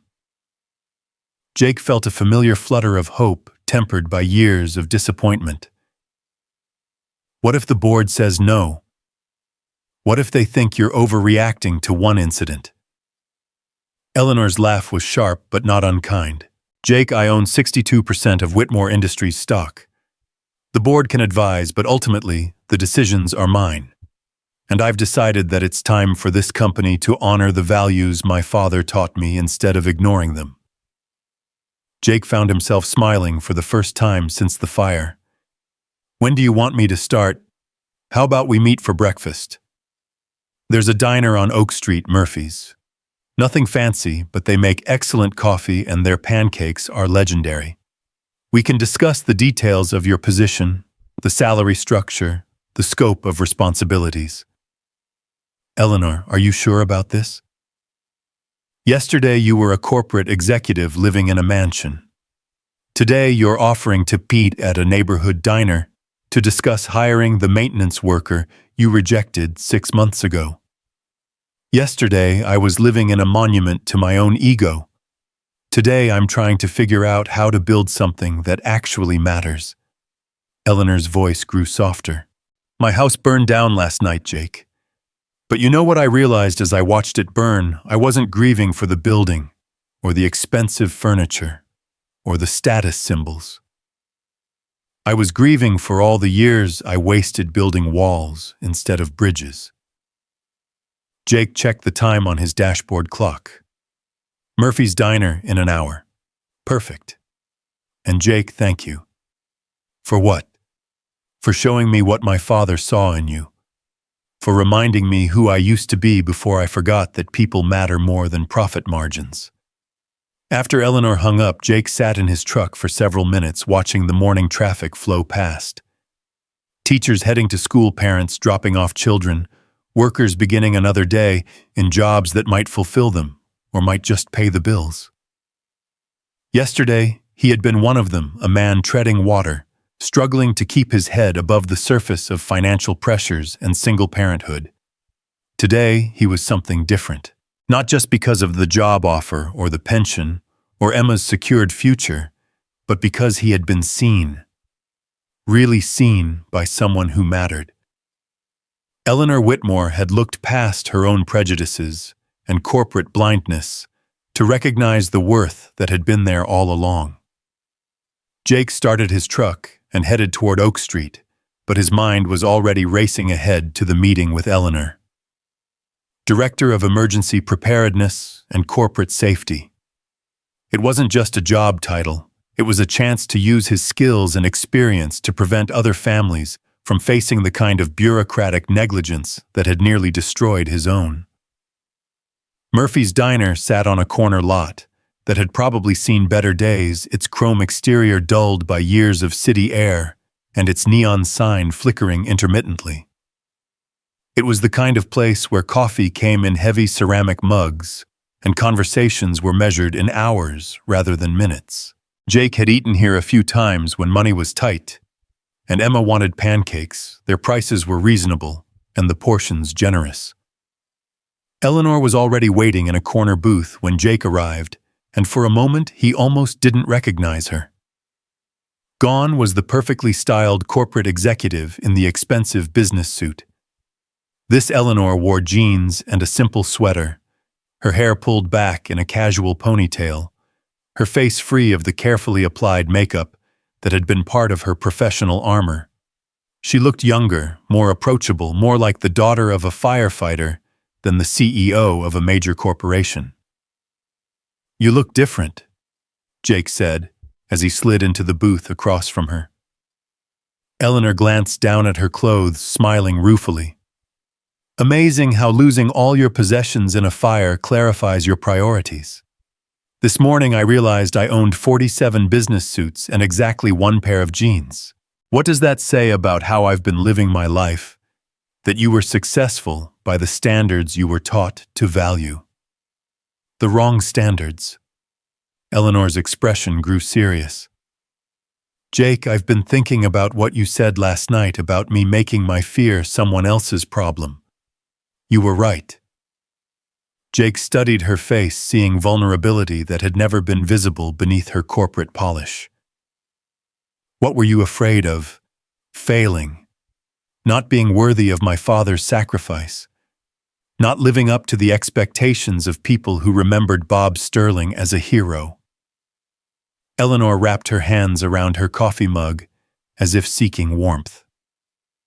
"After he died, I threw myself into proving that his daughter could be as successful as he was. But I measured success by all the wrong metrics. Your father would have been proud of what you built." Eleanor shook her head. "He would have been disappointed by how I built it. The corners I cut, the people I dismissed, the way I let corporate culture override human decency. Last night, when you went back into that burning building to help firefighters you'd never met, I saw what my father valued. It wasn't about achievement or status or proving anything. It was about taking care of people." The waitress approached their table, a middle-aged woman with kind eyes and hands that spoke of years of hard work. "What can I get you folks this morning?" Eleanor ordered coffee and wheat toast, the kind of simple meal that suggested she was still processing the previous night's trauma. Jake opted for the full breakfast, suddenly realizing he hadn't eaten since lunch the day before. "You look familiar," the waitress said to Eleanor as she poured their coffee. "Haven't I seen you on the news?" Eleanor's expression tightened slightly. "Probably. My house burned down last night." The waitress's face softened with sympathy. "Oh, honey, I'm so sorry. That's terrible. Did you lose everything?" "Not everything," Eleanor said, glancing at Jake. "I found some things that were more valuable than what I lost." After the waitress left, Jake leaned forward across the table.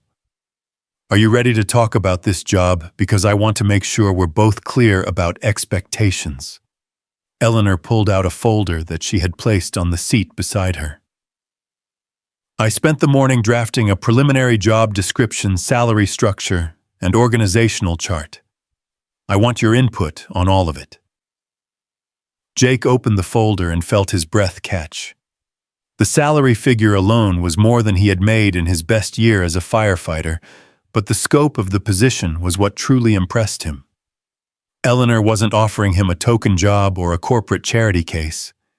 This was a real position with real authority and real responsibility. "You want me to oversee emergency preparedness for all Whitmore Industries properties. That's 16 facilities across 4 states. Plus vendor safety protocols, employee training programs, and coordination with local emergency services. You'd have your own budget, your own staff, complete authority to implement safety measures as you see fit." Jake studied the organizational chart, seeing his position placed directly under Eleanor's office with clear lines of authority to department heads and facility managers. "This isn't just about fire safety, is it?" "No. It's about creating a culture where employee safety and well-being are prioritized over profit margins and production schedules. It's about making sure that what happened to your pension claim never happens to another family." Jake looked up from the papers. "Eleanor, this is a complete restructuring of corporate priorities. Your board is going to resist this kind of change." Eleanor's smile was sharp, reminiscent of the corporate executive she had been, but now serving a different purpose. "Let them resist. As I mentioned earlier, I control the majority of company stock. More importantly, last night's fire is going to generate significant media attention. Insurance investigations, potential lawsuits. The board will be looking for ways to demonstrate corporate responsibility and community engagement. And hiring the maintenance worker who saved your life fits that narrative. Hiring the former firefighter who demonstrated exceptional leadership and expertise during a crisis fits that narrative. Your background, your actions last night, your connection to my father, it all reinforces the company's commitment to safety and community values. Jake had to admire the strategic thinking behind Eleanor's offer. She wasn't just doing the right thing for moral reasons, she was positioning the company to benefit from doing the right thing. There's something else, Eleanor continued. I want you to head up the scholarship committee for my father's fund. Help select recipients, design mentorship programs, coordinate with educational institutions. It would be part of your overall responsibilities. Jake felt the pieces of his new life falling into place like a puzzle he hadn't known he was solving. You're asking me to help carry on your father's legacy. I'm asking you to help me figure out how to honor his memory by doing something meaningful with the company he indirectly helped build. The waitress returned with their food, and they ate in comfortable silence for several minutes. Jake found himself thinking about the journey that had brought him to this moment: Sarah's illness and death, the loss of his firefighting career, the years of struggling to provide for Emma, the humiliation of Eleanor's rejection, and finally, the fire that had burned away pretenses and revealed the truth about what really mattered. Jake, Eleanor said finally, I need to ask you something, and I want you to be honest with me. Okay. Do you trust me? After everything that's happened, after the way I treated you, after the mistakes my company made, do you believe that I'm genuinely committed to change? Jake considered the question carefully. Trust wasn't something that could be rebuilt with grand gestures or corporate restructuring. It required consistency over time, actions that matched words, proof that lessons had been learned, rather than just acknowledged. I trust your intentions, he said finally. Whether I trust your follow-through remains to be seen. Eleanor nodded approvingly. Good answer. If you had said yes immediately, I would have been worried. Trust has to be earned, especially when someone has broken it as badly as I did. What about your employees, your board? Are they going to trust that this transformation is genuine and not just a reaction to crisis? Eleanor's expression grew thoughtful. Some will, some won't. Change is always threatening to people who benefit from the status quo. But I think most employees will welcome policies that prioritize their well-being over corporate profits. And ultimately, results will speak louder than skepticism. Jake finished his breakfast feeling more energized than he had in months. When do you want me to start? How about today? We can drive to the main office. I can introduce you to the senior staff, show you the facilities. You can start getting a sense of the scope of what we're dealing with. Eleanor, I don't exactly have corporate attire anymore. Last night pretty much destroyed my one good suit. Eleanor laughed, a sound that was becoming more natural and less practiced.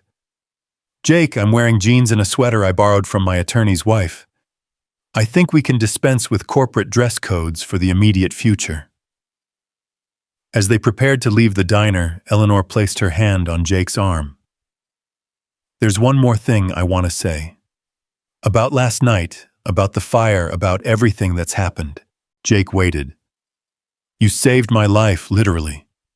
But more than that, you saved me from becoming someone I wouldn't have been able to live with. If you hadn't gone back for Margaret, if you hadn't risked yourself to help those firefighters, if you hadn't shown me what real character looks like, I might have spent the rest of my life building monuments to my own ego instead of doing something meaningful. Jake met her eyes, seeing in them Hua, the daughter of the man who had shaped his own understanding of leadership and service. Your father would have done the same thing. Yes, he would have. And for 16 years I forgot that. Thank you for reminding me. They left the diner together, stepping out into a crisp October morning that felt full of possibility. Jake's pickup truck sat next to Eleanor's borrowed sedan in the parking lot. Two vehicles that represented completely different worlds now traveling in the same direction. "I'll follow you to the office," Jake said. "Actually, there's somewhere else I want to go first. The hospital. I want to check on Margaret Chen, make sure she's recovering well." Jake felt a warm flush of respect for Eleanor's priorities. Yesterday, she might have sent an assistant to check on Margaret while she focused on insurance claims and business implications. Today, she wanted to see for herself that the elderly woman was all right. "That's a good idea." They drove to Millfield General Hospital in their separate vehicles, but Jake found himself thinking about partnership rather than separation. Yesterday, he and Eleanor had been on opposite sides of an economic divide that seemed unbridgeable. Today, they were working together toward common goals that honored the memory of a man they had both loved and respected. The hospital's intensive care unit was quiet when they arrived, the kind of hushed atmosphere that spoke of serious illnesses and family vigils. Margaret Chen was in room 314, and Jake felt a flutter of anxiety as they approached her door. Last night, in the chaos of smoke and flames, he had focused purely on getting her to safety. Now, in the harsh fluorescent light of the hospital corridor, he found himself hoping desperately that his efforts had been enough. Mrs. Chen was standing beside Margaret's bed when they entered, her usually composed demeanor cracked with worry and gratitude. She looked up as Jake and Eleanor appeared in the doorway, and Jake saw tears begin to flow down her cheeks. "Mr. Morrison," she said, her voice breaking. "The doctors told me what you did, how you went back into the fire to find my mother." Jake felt embarrassed by the attention, but before he could deflect the praise, Margaret's voice came weakly from the hospital bed. "You're the young man who carried me out of the fire." Jake approached the bed, relieved to see that Margaret was awake and alert, despite the oxygen tubes and monitors surrounding her. "How are you feeling, Mrs. Chen?" "Like I've been breathing smoke for 12 hours, Margaret said with a weak smile. "But the doctors say I'm going to recover completely. No permanent damage to my lungs." Eleanor stepped forward, and Jake saw something pass between the two women, an acknowledgement of shared trauma and mutual gratitude. "Mrs. Chen, I'm Eleanor Whitmore. I'm so sorry that you were put in danger because of problems with my house." Margaret studied Eleanor's face, and Jake could see the elderly woman's sharp intelligence assessing the situation. "You're the lady who owns the big house, the one who fell out of the window." "That's right. My daughter works for you." Eleanor nodded. "Mrs. Chen is an exceptional employee. She's been with my family for over 10 years. Margaret's expression softened. "She talks about you sometimes. Says you work too hard, don't eat enough, don't have anyone to take care of you." Jake saw Eleanor flush slightly at this personal observation from someone she had probably never really noticed before. "Your daughter is very kind," Eleanor said. "She's also very worried about keeping her job after last night. She thinks you might blame her for not knowing I was staying in the house." Eleanor's expression grew serious. "Mrs. Chen, I want you to know that your daughter will always have a place in my family. What happened last night wasn't anyone's fault. It was just an accident that could have happened to anyone." Margaret nodded, but Jake could see she wasn't entirely convinced. "The house is gone, though. Maylin said it burned completely down." "The house burned down," Eleanor agreed. "But that doesn't mean Mrs. Chen's job is gone. I'm going to need her help more than ever as I figure out how to move forward." Jake watched this interaction with growing admiration for Eleanor's transformation. Yesterday, she might have seen Margaret as a liability, a complication to be managed by insurance companies and attorneys. Today, she was seeing her as a human being whose family deserved reassurance and support. "Mr. Morrison," Margaret said, turning back to Jake. My daughter told me you have a little girl. Yes, ma'am. Emma. She's 7. Margaret's eyes twinkled despite her obvious exhaustion. When I get out of this hospital, I'm going to bake her cookies. Special Chinese almond cookies that my grandmother taught me to make. It's the least I can do for the man who saved my life. Jake felt his throat tighten with emotion. Mrs. Chen, you don't have to. Yes, I do. In my culture, when someone saves your life, it creates a bond that lasts forever. You are family now, Mr. Morrison, both of you. Jake glanced at Eleanor, seeing his own surprise reflected in her face. In the span of 12 hours, they had gone from strangers on opposite sides of an economic divide to family in the eyes of a woman whose life they had helped save. They spent another 20 minutes with Margaret and Mrs. Chen discussing recovery timelines, insurance questions, and practical concerns about living arrangements while Margaret recuperated. Eleanor promised to handle all medical expenses not covered by insurance, and Jake offered to help with any home repairs or modifications that might be needed to ensure Margaret's safety. As they prepared to leave, Mrs. Chen pulled Eleanor aside for a private conversation. Jake couldn't hear what they were saying, but he saw Eleanor's expression grow thoughtful, then determined. What did she want to talk about? Jake asked as they walked toward the elevator. She wanted to know if the changes I'm making in the company are real or just temporary reactions to crisis. She's worried about job security for herself and other employees who don't have college degrees or corporate backgrounds. Jake pressed the elevator button, considering Eleanor's words. What did you tell her?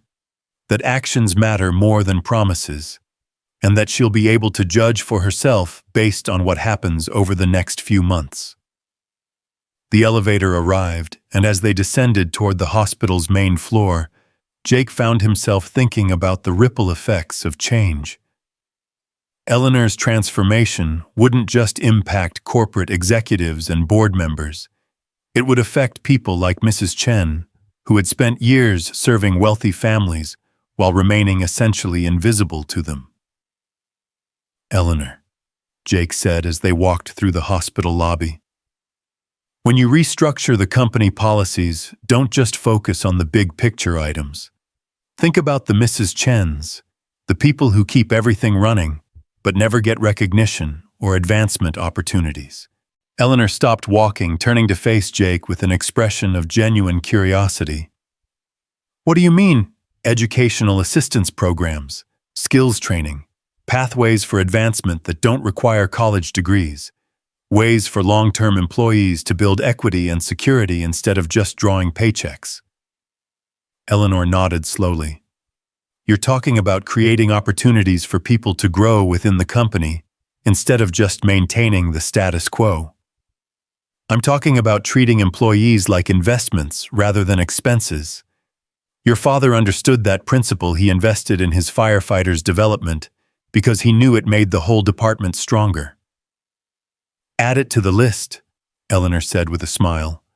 Educational assistance, skills training, advancement pathways. We'll make it part of the corporate restructuring. They reached their cars, and Jake felt a moment of uncertainty. The morning had been full of promises and possibilities, but the practical reality of implementing change was going to be much more difficult than discussing it over breakfast.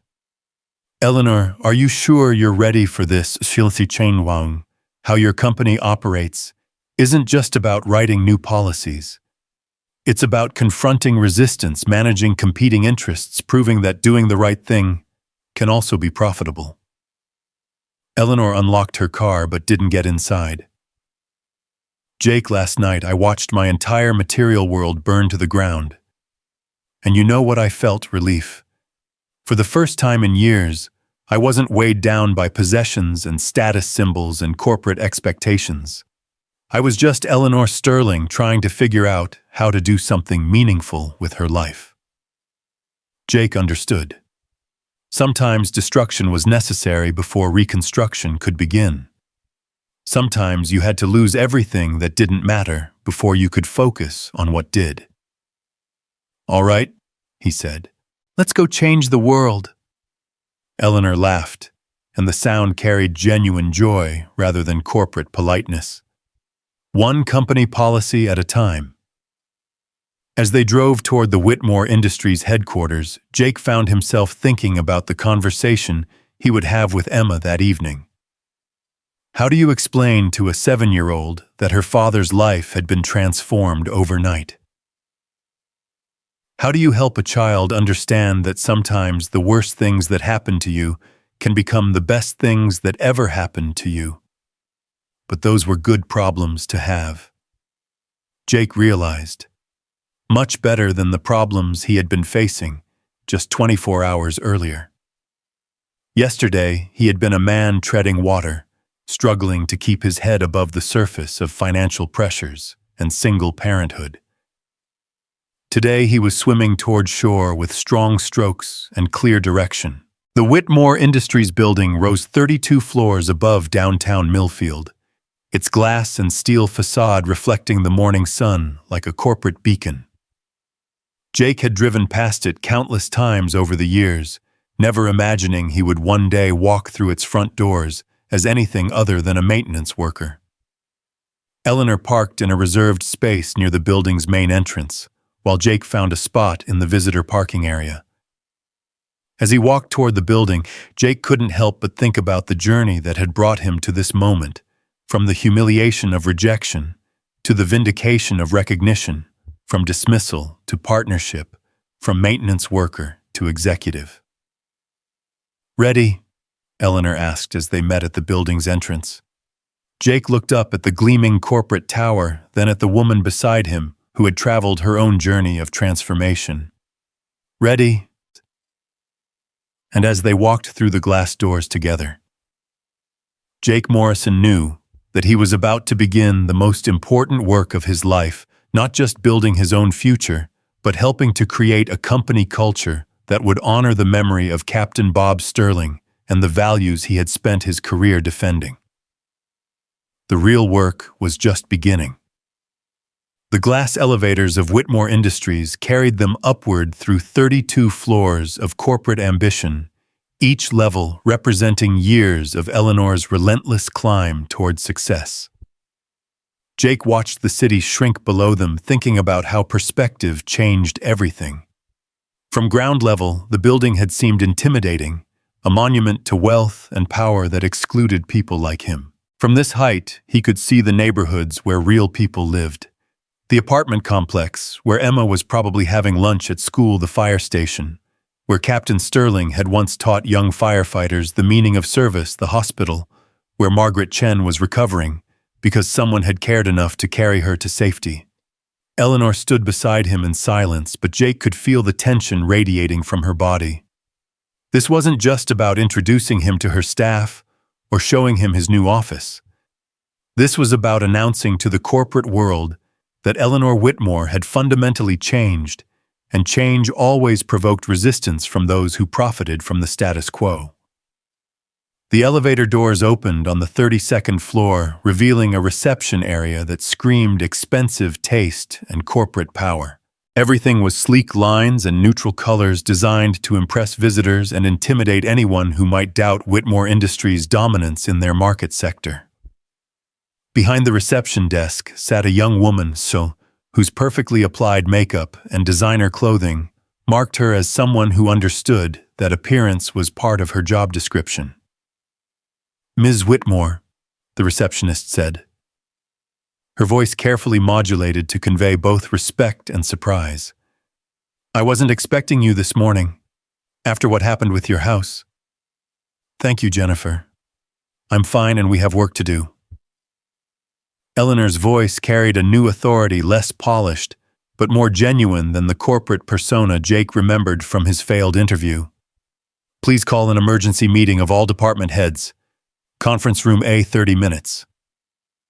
Jennifer's fingers flew across her keyboard, but Jake could see confusion in her expression. Emergency meetings usually meant crisis management, damage control, carefully scripted responses to public relations disasters. But Eleanor's demeanor didn't suggest panic or defensive maneuvering. If anything, she seemed energized, focused on moving forward rather than containing fallout. Also, Eleanor continued, I want you to meet Jake Morrison. He's our new Director of Emergency Preparedness and Corporate Safety. Jennifer's professional smile faltered slightly as she took in Jake's appearance, jeans, work boots, the kind of calloused hands that spoke of physical labor rather than boardroom negotiations. Of course. Welcome to Whitmore Industries, Mr. Morrison. Jake nodded politely, understanding that Jennifer was processing information that didn't fit her expectations of corporate hierarchy. Yesterday, he would have felt intimidated by her obvious assessment of his worth based on appearance and clothing. Today, he felt oddly liberated. He was here because of his competence, his character, his ability to solve problems that mattered. Everything else was just window dressing. Eleanor led him through corridors lined with awards photographs of ribbon cuttings and groundbreaking ceremonies, framed articles from business magazines celebrating Whitmore Industries' growth and profitability. It was a carefully curated museum of corporate success, but Jake noticed what was missing: pictures of employees, recognition of the people whose labor had built the company's wealth, acknowledgement of the communities where Whitmore facilities operated. Your office is here, Eleanor said, stopping beside a door with a nameplate that read, Director of Emergency Preparedness and Corporate Safety, Jake Morrison. The nameplate was new, obviously ordered that morning, but it looked permanent, substantial, as if Jake's position had always been part of the company's structure. Jake opened the door to find a corner office with floor-to-ceiling windows overlooking the city. The space was larger than his entire apartment, furnished with the kind of desk and chairs that cost more than most people's monthly salaries. But what struck him most was the view he could see Emma's school from here, the fire station where he had once served, the neighborhoods where people lived paycheck to paycheck while dreaming of something better. It's too much, Jake said quietly. Eleanor joined him at the windows, following his gaze across the city. My father always said that with privilege comes responsibility. The corner office isn't a reward, Jake, it's a reminder. Every decision you make from this desk will impact real people's lives. Jake understood. The office wasn't about status or ego. It was about perspective, about staying connected to the communities and families whose safety would be his responsibility. There's something else, Eleanor said, walking to the desk where a thick folder waited. Personnel files for every Whitmore employee: maintenance workers, security guards, administrative assistants, executives. I want you to review them all, but I want you to start with the people like you. Jake opened the folder, scanning names and employment histories that told stories of economic struggle and limited opportunities. Carlos Mendoza, maintenance supervisor for 8 years, supporting 3 children on wages that barely covered rent. Sarah Williams, single mother, working in the company cafeteria, studying accounting at night school, but unable to afford the exam fees for professional certification. Michael Chen, Mrs. Chen's nephew, working security while saving money for his engineering degree. These are good people trapped in a system that doesn't recognize their potential, Jake said, reading through the files. That's exactly what I thought, and that's exactly what I want you to help me change. Eleanor sat down across from Jake's desk, but her posture was collaborative rather than hierarchical. What if we created pathways for advancement that didn't require traditional credentials? What if we invested in our employees' education and training instead of just expecting them to figure it out on their own? Jake thought about his own journey. 12 years as a firefighter had taught him skills in crisis management, leadership, emergency response, and team coordination that were directly applicable to corporate safety and security. But no college admissions committee would have recognized those qualifications. No HR department would have translated that experience into corporate credentials. You're talking about fundamentally changing how companies evaluate and develop talent. I'm talking about doing what my father would have done, recognizing that character and competence matter more than pedigree and credentials. Before Jake could respond, Jennifer's voice came through the office intercom. Ms. Whitmore, the department heads are assembled in conference room A. Eleanor stood straightening her borrowed sweater, with a gesture that reminded Jake she was still learning to navigate the world without her corporate armor. Ready to meet the people who are going to resist everything we're trying to do. Conference room A occupied a corner of the 32nd floor, its floor-to-ceiling windows offering a panoramic view of the city, while its polished mahogany table and leather chairs reinforced the hierarchy that separated executives from everyone else in the company. 8 department heads sat around the table, their expressions ranging from curiosity to thinly veiled hostility as Eleanor and Jake entered. Jake recognized the type immediately successful corporate climbers who had invested years in mastering the unwritten rules of office politics, networking, and bureaucratic maneuvering. To them, he represented a threat to the natural order, an outsider who hadn't earned his position through traditional channels. "Good morning, everyone," Eleanor said, taking her seat at the head of the table. "I know this meeting is unexpected, especially given the circumstances of last night's fire. But recent events have given me clarity about some changes that need to be made immediately." Richard Hensley, the chief financial officer, leaned forward with the confidence of someone who had helped build Eleanor's corporate success. "Eleanor, we're all relieved that you're safe, but perhaps major decisions should wait until you've had time to process what happened. The insurance adjusters want to meet this afternoon, and there are liability concerns." "Richard," Eleanor interrupted. "The insurance adjusters can wait. What can't wait is addressing the systematic failures that put people's lives at risk and violated everything my father taught me about taking care of people." A murmur of confusion rippled around the table. Eleanor had never spoken about her father in corporate meetings, had never referenced personal values when discussing business decisions.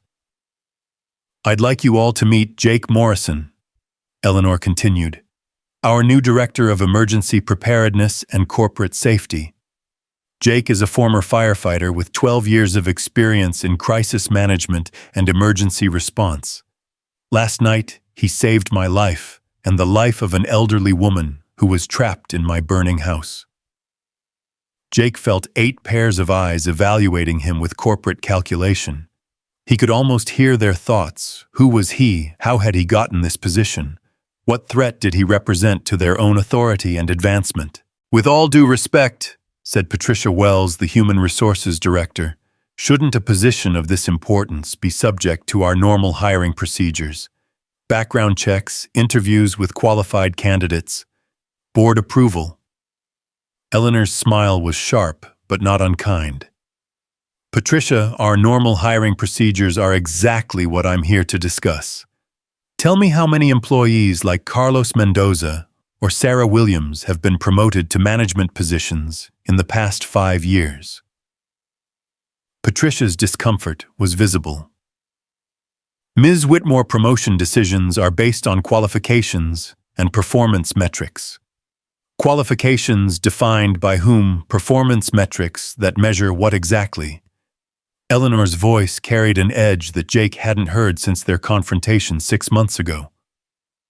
Jake Morrison managed crisis situations where lives hung in the balance. He led teams under extreme pressure. He made split-second decisions that saved people's lives. But according to our hiring procedures, he wasn't qualified for a corporate position because he didn't have an MBA. Jake watched the dynamics around the table shift as Eleanor's department heads realized this wasn't going to be a typical corporate meeting about damage control and public relations management. This was about fundamental change, and change always threatened people who had invested their careers in mastering the existing system. "Eleanor," Richard said carefully, "we understand that last night was traumatic, But we can't restructure company policies based on emotional reactions to isolated incidents. Isolated incidents. Eleanor stood moving to the windows that overlooked the city. Richard Jake's pension claim was ignored for 3 years because someone in this company decided it wasn't cost-effective to process benefits for former firefighters. How many other families have been harmed by policies that prioritize profit over people? The silence around the table was deafening. Jake could see department heads exchanging glances, trying to assess how serious Eleanor was about implementing the changes she was describing. "What exactly are you proposing?" asked David Park, the director of operations. Eleanor returned to her seat, but her posture remained commanding. "Complete restructuring of our employee development programs, benefits administration, and advancement opportunities. Educational assistance for employees who want to improve their skills. Mentorship programs that pair experienced workers with management staff. Pathways for promotion that recognize competence and character over credentials and connections. The budget implications alone," Richard began, "will be offset by increased productivity, reduced turnover, and improved company reputation." Jake interjected, speaking for the first time since entering the conference room. "Companies that invest in their employees see measurable returns in performance innovation and loyalty." Patricia Wells leaned forward, her expression skeptical. "Mr. Morrison, what experience do you have with corporate budget analysis and human resources management?" Jake met her gaze steadily. "Ma'am, I spent 12 years managing personnel equipment and emergency response budgets for the Millfield Fire Department. I've coordinated multi-department operations, managed crisis situations involving millions of dollars in property and dozens of personnel, and implemented safety protocols that saved both lives and money." "That's government work," Patricia said dismissively. "Corporate environments are completely different." "You're right," Jake agreed. "In government work, if you fail, people die. In corporate environments, if you fail, stock prices drop. The stakes are actually lower here." Eleanor's smile was approving. Jake brings a perspective that this company has been missing, the understanding that business success should be measured by how well we take care of people, not just how efficiently we extract profit from their labor. For the next 2 hours, they discussed specific policy changes, implementation timelines, and budget allocations. Jake found himself leading many of the conversations, his experience with emergency planning and personnel management translating surprisingly well to corporate challenges. By the end of the meeting, even the skeptical department heads were acknowledging that his ideas had merit. "There's one more thing," Eleanor said as the meeting was concluding. "Jake will also be heading up the Captain Robert Sterling Memorial Scholarship Fund, which provides full educational support for children of first responders and other deserving families. This isn't charity. It's investment in future leaders who understand the value of service and sacrifice." Richard Hensley looked up from his notes with obvious surprise. "How large is this scholarship fund?" Eleanor's expression grew soft, remembering her father's vision. "Large enough to support 12 full scholarships at any time with provisions for expansion. My father believed in breaking cycles of economic disadvantage by investing in education and opportunity." As the department heads filed out of the conference room, Jake could hear them discussing the morning's revelations in hushed tones. Some were clearly resistant to the changes Eleanor was proposing, worried about how restructuring might affect their own positions and authority. Others seemed intrigued by the possibility of working for a company that prioritized employee development and community engagement over pure profit maximization. "How do you think that went?" Eleanor asked when they were alone. Jake considered his response carefully. "About half of them are on board, a quarter are actively resistant, and the rest are waiting to see which way the wind blows. That's actually better than I expected." The resistant ones worry me. Richard's been with the company for 8 years, and Patricia was one of my first executive hires. They're not going to embrace change easily. Jake moved to the windows, looking out at the city, where real people were living real lives affected by the policies made in rooms like this. Eleanor, change is always threatening to people who benefit from the status quo. But if you're committed to this transformation, some people are going to resist no matter what you do. And if they can't adapt, Jake turned back to face her, seeing in her expression the same determination that had driven her to build a corporate empire. Then you help them transition to positions where they'll be happier, or you help them transition to other companies. But you don't let resistance prevent you from doing what's right. Eleanor nodded, but Jake could see the weight of leadership settling on her shoulders. Making promises was easy. Implementing change against institutional resistance would be much more difficult. "There's something I want to show you," Eleanor said, leading Jake out of the conference room toward a different elevator. "Something that will help you understand why this matters so much."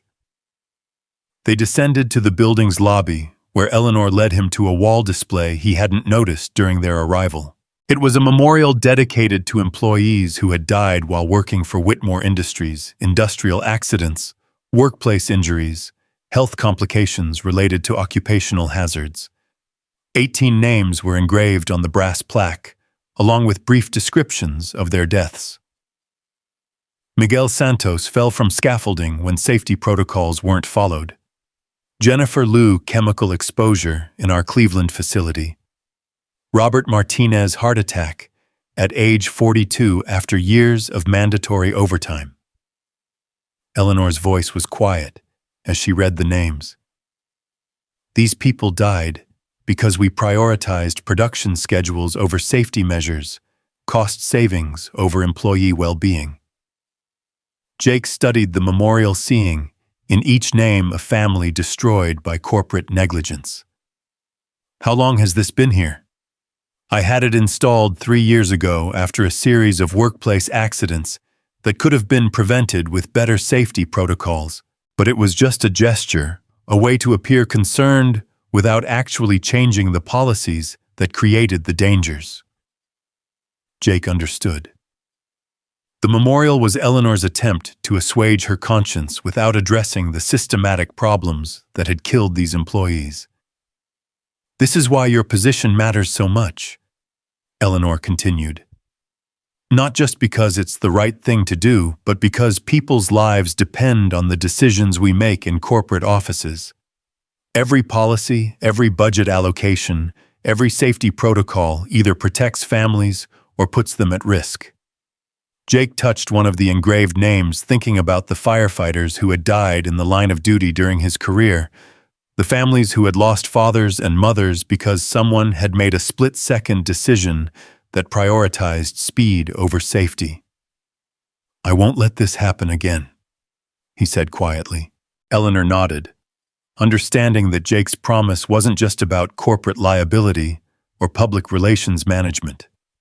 It was about honor, about the obligation that came with power, about ensuring that other families wouldn't face the kind of devastating loss that had shaped both of their lives.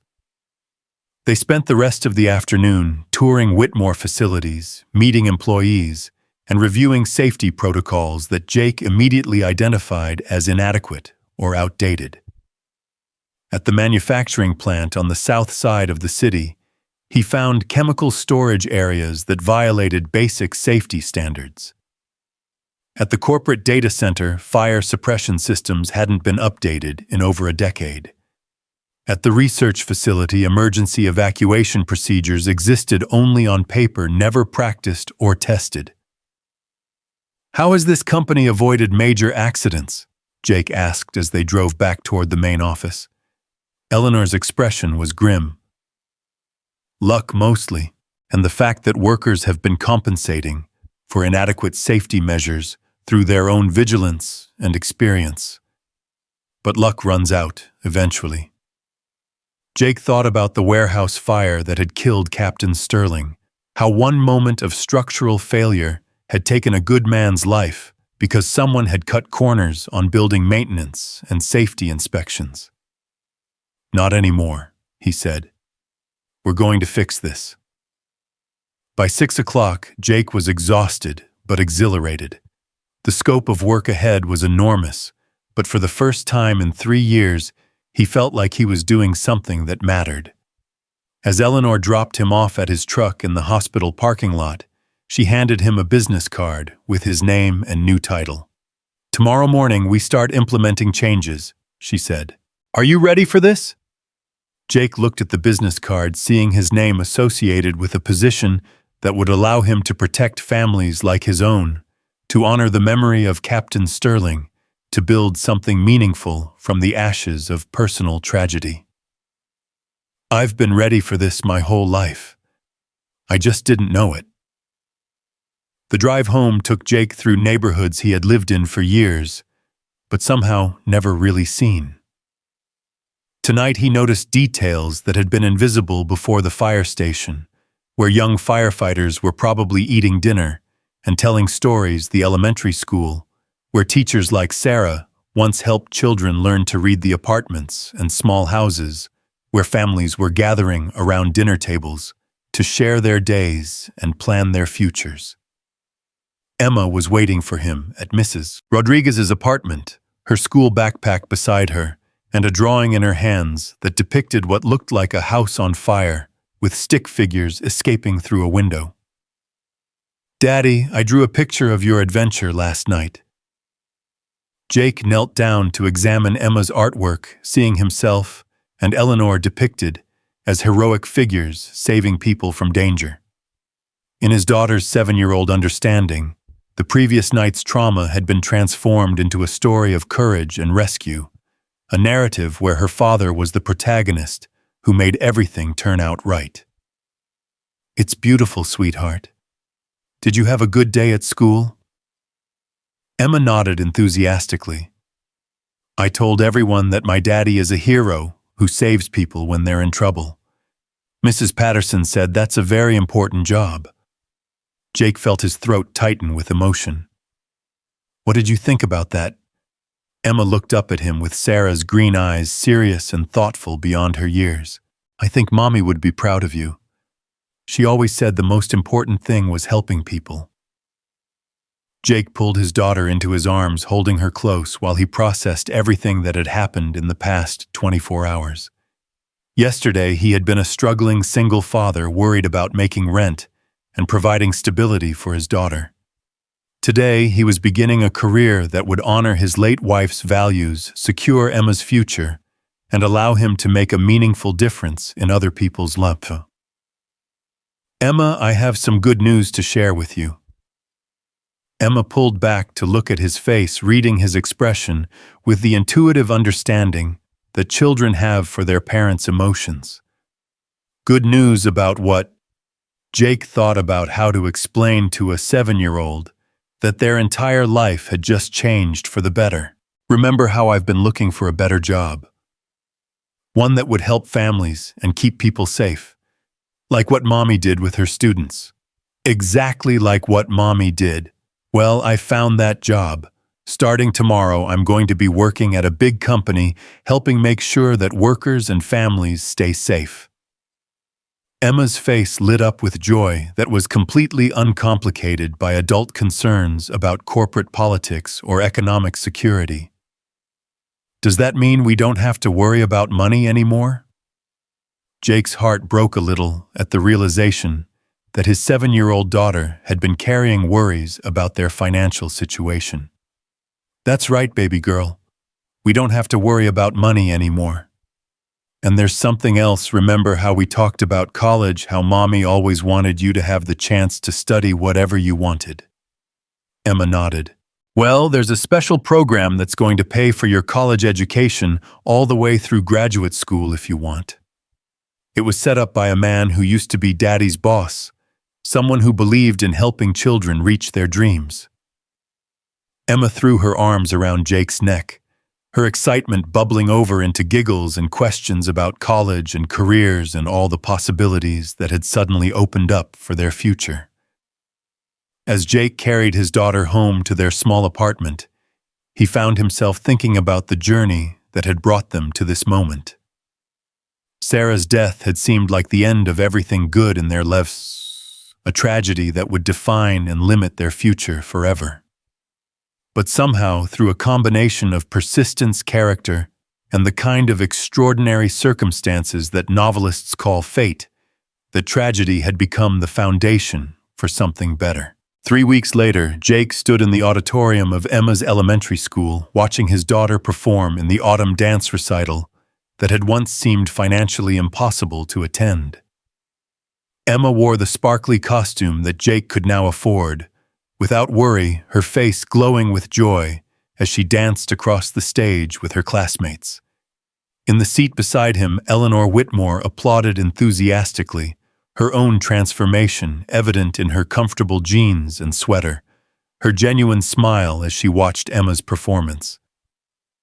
Over the past 3 weeks, she had become more than Jake's employer. She had become a friend, a partner in the work of rebuilding Whitmore Industries into something that Bob Sterling would have been proud of. The changes they were implementing hadn't been easy. Richard Hensley had resigned when Eleanor refused to abandon the employee development programs he considered financially irresponsible. Patricia Wells had been reassigned to a position better suited to her skills after repeatedly undermining efforts to create advancement opportunities for non-traditional employees. But other department heads had embraced the transformation, energized by the opportunity to work for a company that prioritized human values alongside financial success. Carlos Mendoza had been promoted to Facilities Safety Coordinator. His years of hands-on experience finally recognized as valuable expertise rather than blue-collar limitation. Sarah Williams had received funding to complete her accounting certification and was now working in the financial department while pursuing her bachelor's degree. Michael Chen had been accepted into an engineering program fully funded by the Scholarship Foundation with guaranteed employment at Whitmore Industries upon graduation. Most importantly, the memorial wall in the lobby hadn't gained any new names. Jake's safety protocols, emergency preparedness programs, and employee training initiatives were already showing results in reduced accidents, improved morale, and more efficient operations. "She's amazing," Eleanor whispered, as Emma's dance reached its crescendo. Jake knotted his throat tight with emotion as he watched his daughter shine on stage. "Sarah would be so proud. Your wife would be proud of both of you. Emma for being such a wonderful little girl, and you for building the kind of life that honors her memory." The recital ended with thunderous applause from proud parents and family members. Emma spotted Jake in the audience and waved excitedly, her face radiant with the simple joy of childhood achievement. As the children filed off stage, Jake felt a hand on his shoulder and turned to find Captain Santos from the fire department. "Morrison, I wanted to congratulate you on the new job. Word is that you're revolutionizing corporate safety standards across the entire Whitmore operation." Jake felt a flush of pride mixed with humility. "Just trying to make sure other families don't face the kind of dangers that killed Captain Sterling." Santos nodded approvingly. "Bob would be proud. He always said you had the instincts to be a great leader. Looks like he was right, even if it took a while for the rest of the world to figure it out." As the crowd began to disperse, Jake collected Emma from backstage, helping her change out of her costume, while she chattered excitedly about the performance and her plans for the cast party. "Daddy, can Ms. Eleanor come to my birthday party next month? She promised to teach me how to make Chinese almond cookies like Mrs. Margaret showed her." Jake smiled, thinking about how naturally Emma had incorporated Eleanor into their small family circle. "I'm sure she'd love to come to your birthday party, sweetheart." Eleanor appeared as they were packing up Emma's dance bag, carrying a bouquet of flowers that she presented to Emma with ceremonial seriousness. For the most talented dancer in the entire recital, Eleanor said. Emma accepted the flowers with the gravity that 7-year-olds reserve for truly important occasions. Thank you, Ms. Eleanor. These are the most beautiful flowers I've ever seen. As they walked toward the parking lot together, Jake found himself reflecting on the strange turns that life could take. 6 months ago, Eleanor had been the cold corporate executive who dismissed him as inadequate for her world. Tonight, she was Emma's honorary aunt, a woman who had learned to measure success by how well she took care of the people around her. Jake, Eleanor said as they reached their cars, there's something I want to discuss with you. About the Scholarship Foundation. Emma was already buckled into Jake's truck, absorbed in examining her flowers, so Jake stepped closer to Eleanor for a private conversation. The first selection committee meeting is next week, and we've received over 100 applications. Children of firefighters, police officers, paramedics, teachers, social workers, all the people who serve their communities but don't always have the resources to provide their children with educational opportunities. Jake felt a surge of satisfaction at the program's success. That's wonderful. Your father's vision is becoming reality. There's more. I've been contacted by other corporations who want to establish similar programs. The Sterling Foundation model is attracting attention from companies that want to demonstrate real commitment to community investment, rather than just public relations gestures. Jake understood the implications.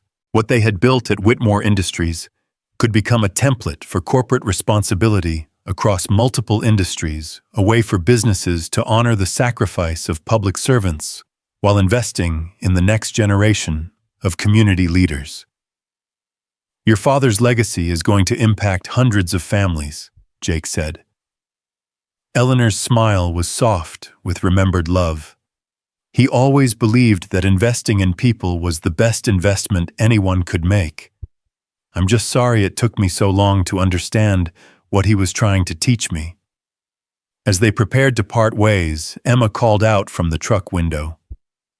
Ms. Eleanor, don't forget about the birthday party. Eleanor laughed, waving to Emma. I wouldn't miss it for the world. Jake drove home through streets that looked different now that his perspective had changed.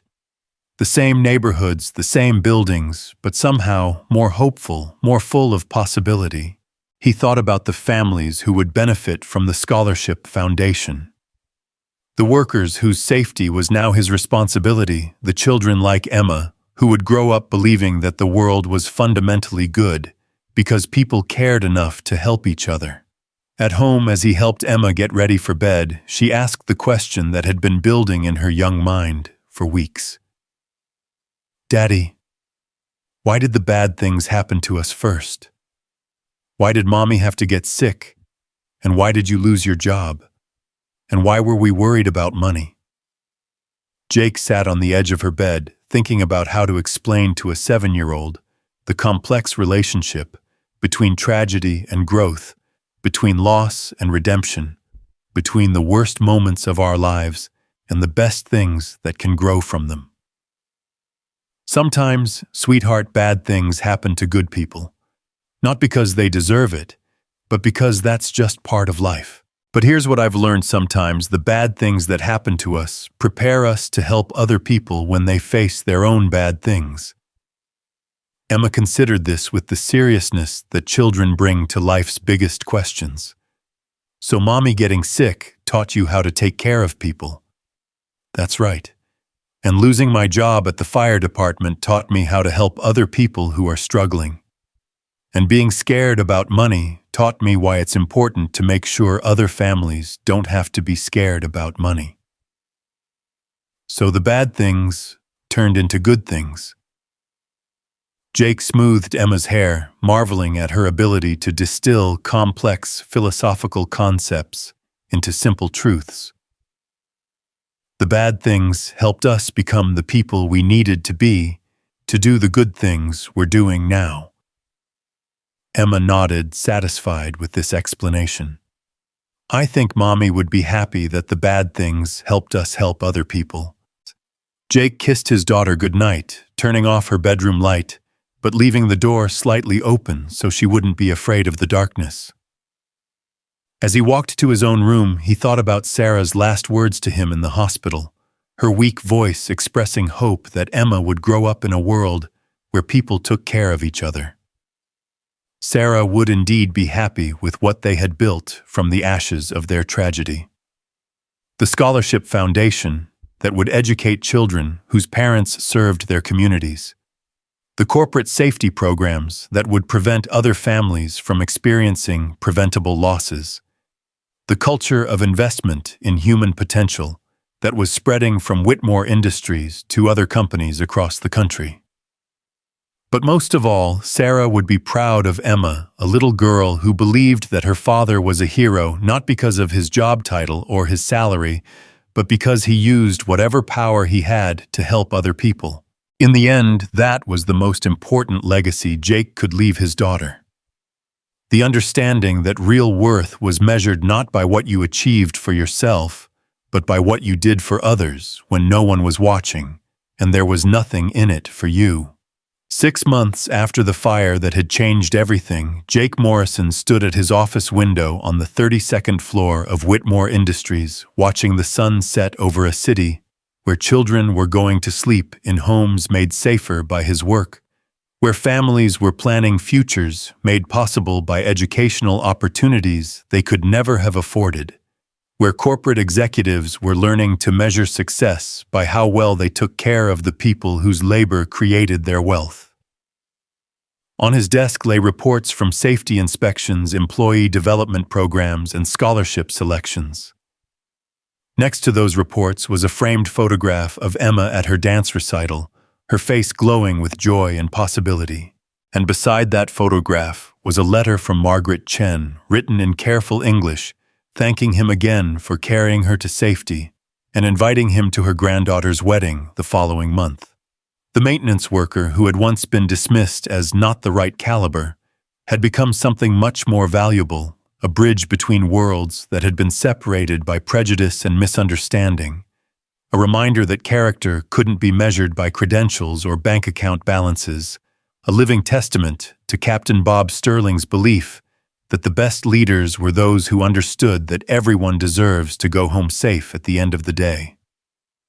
As Jake prepared to leave the office and pick up Emma from her after-school program, his phone buzzed with a text message from Eleanor. "Board meeting went well. 3 more companies want to implement Sterling Foundation programs. Your father would be so proud." Jake smiled, understanding that Eleanor's reference to "your father" wasn't a mistake.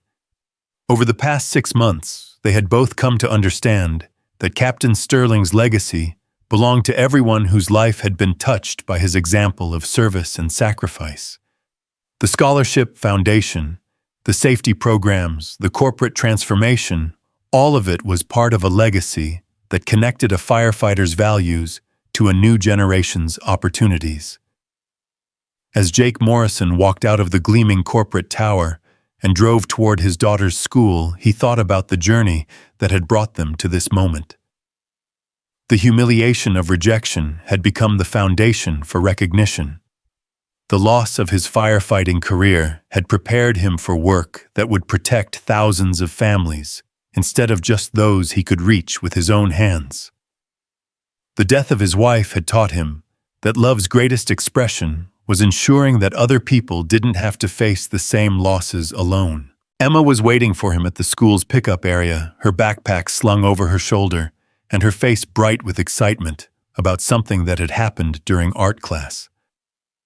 As she climbed into the truck and began chattering about her day, Jake realized that this was what redemption looked like, not a dramatic transformation or a fairy tale ending, but the quiet satisfaction of work that mattered, a child who felt secure and loved a community, made stronger by the contributions of people who refused to let tragedy have the last word. Sometimes it takes a fire to burn away everything that doesn't matter, leaving only what's truly important. For Jake Morrison and Eleanor Whitmore, That fire had revealed the truth that Bob Sterling had spent his career teaching that real worth isn't determined by where you went to school or what's in your bank account, but by what you do when nobody's watching and there's nothing in it for you. In saving Eleanor from the flames, Jake had saved them both from something far more dangerous than fire. The isolation that comes from never being truly seen, never being valued for who you really are, beneath the surface judgments and social categories that divide us from each other. Their story closed not with flames, but with second chances, hope, and the courage to begin again.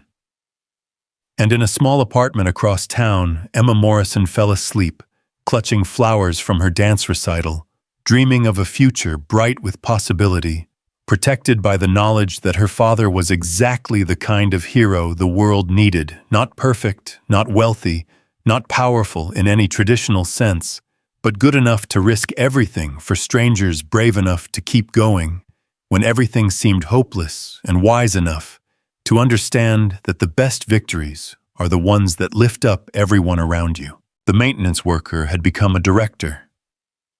The rejected job applicant had become a partner in transformation, and the man who had been deemed not the right caliber had proven that character, courage, and compassion were the only qualifications that truly mattered. Some stories end with vindication. Others end with redemption. The best ones end with the quiet understanding that every ending is also a beginning, and that the most important changes happen not in boardrooms or corporate offices, but in the hearts of people who decide that tomorrow can be better than today, and that helping others is the best way to help yourself heal. Jake Morrison had learned that lesson in a burning mansion on an October night, when a maintenance call became a rescue mission, when professional rejection became personal recognition, and when the worst night of someone's life became the first day of something infinitely better. That was the kind of story Captain Bob Sterling would have told around the firehouse dinner table, the kind of story that reminded everyone why they had chosen to serve others, the kind of story that proved beyond any doubt that real heroes don't wear capes or seek recognition. They just show up when they're needed and do whatever it takes to make sure everyone goes home safe. In the end, that's all any of us can do, and it's more than enough.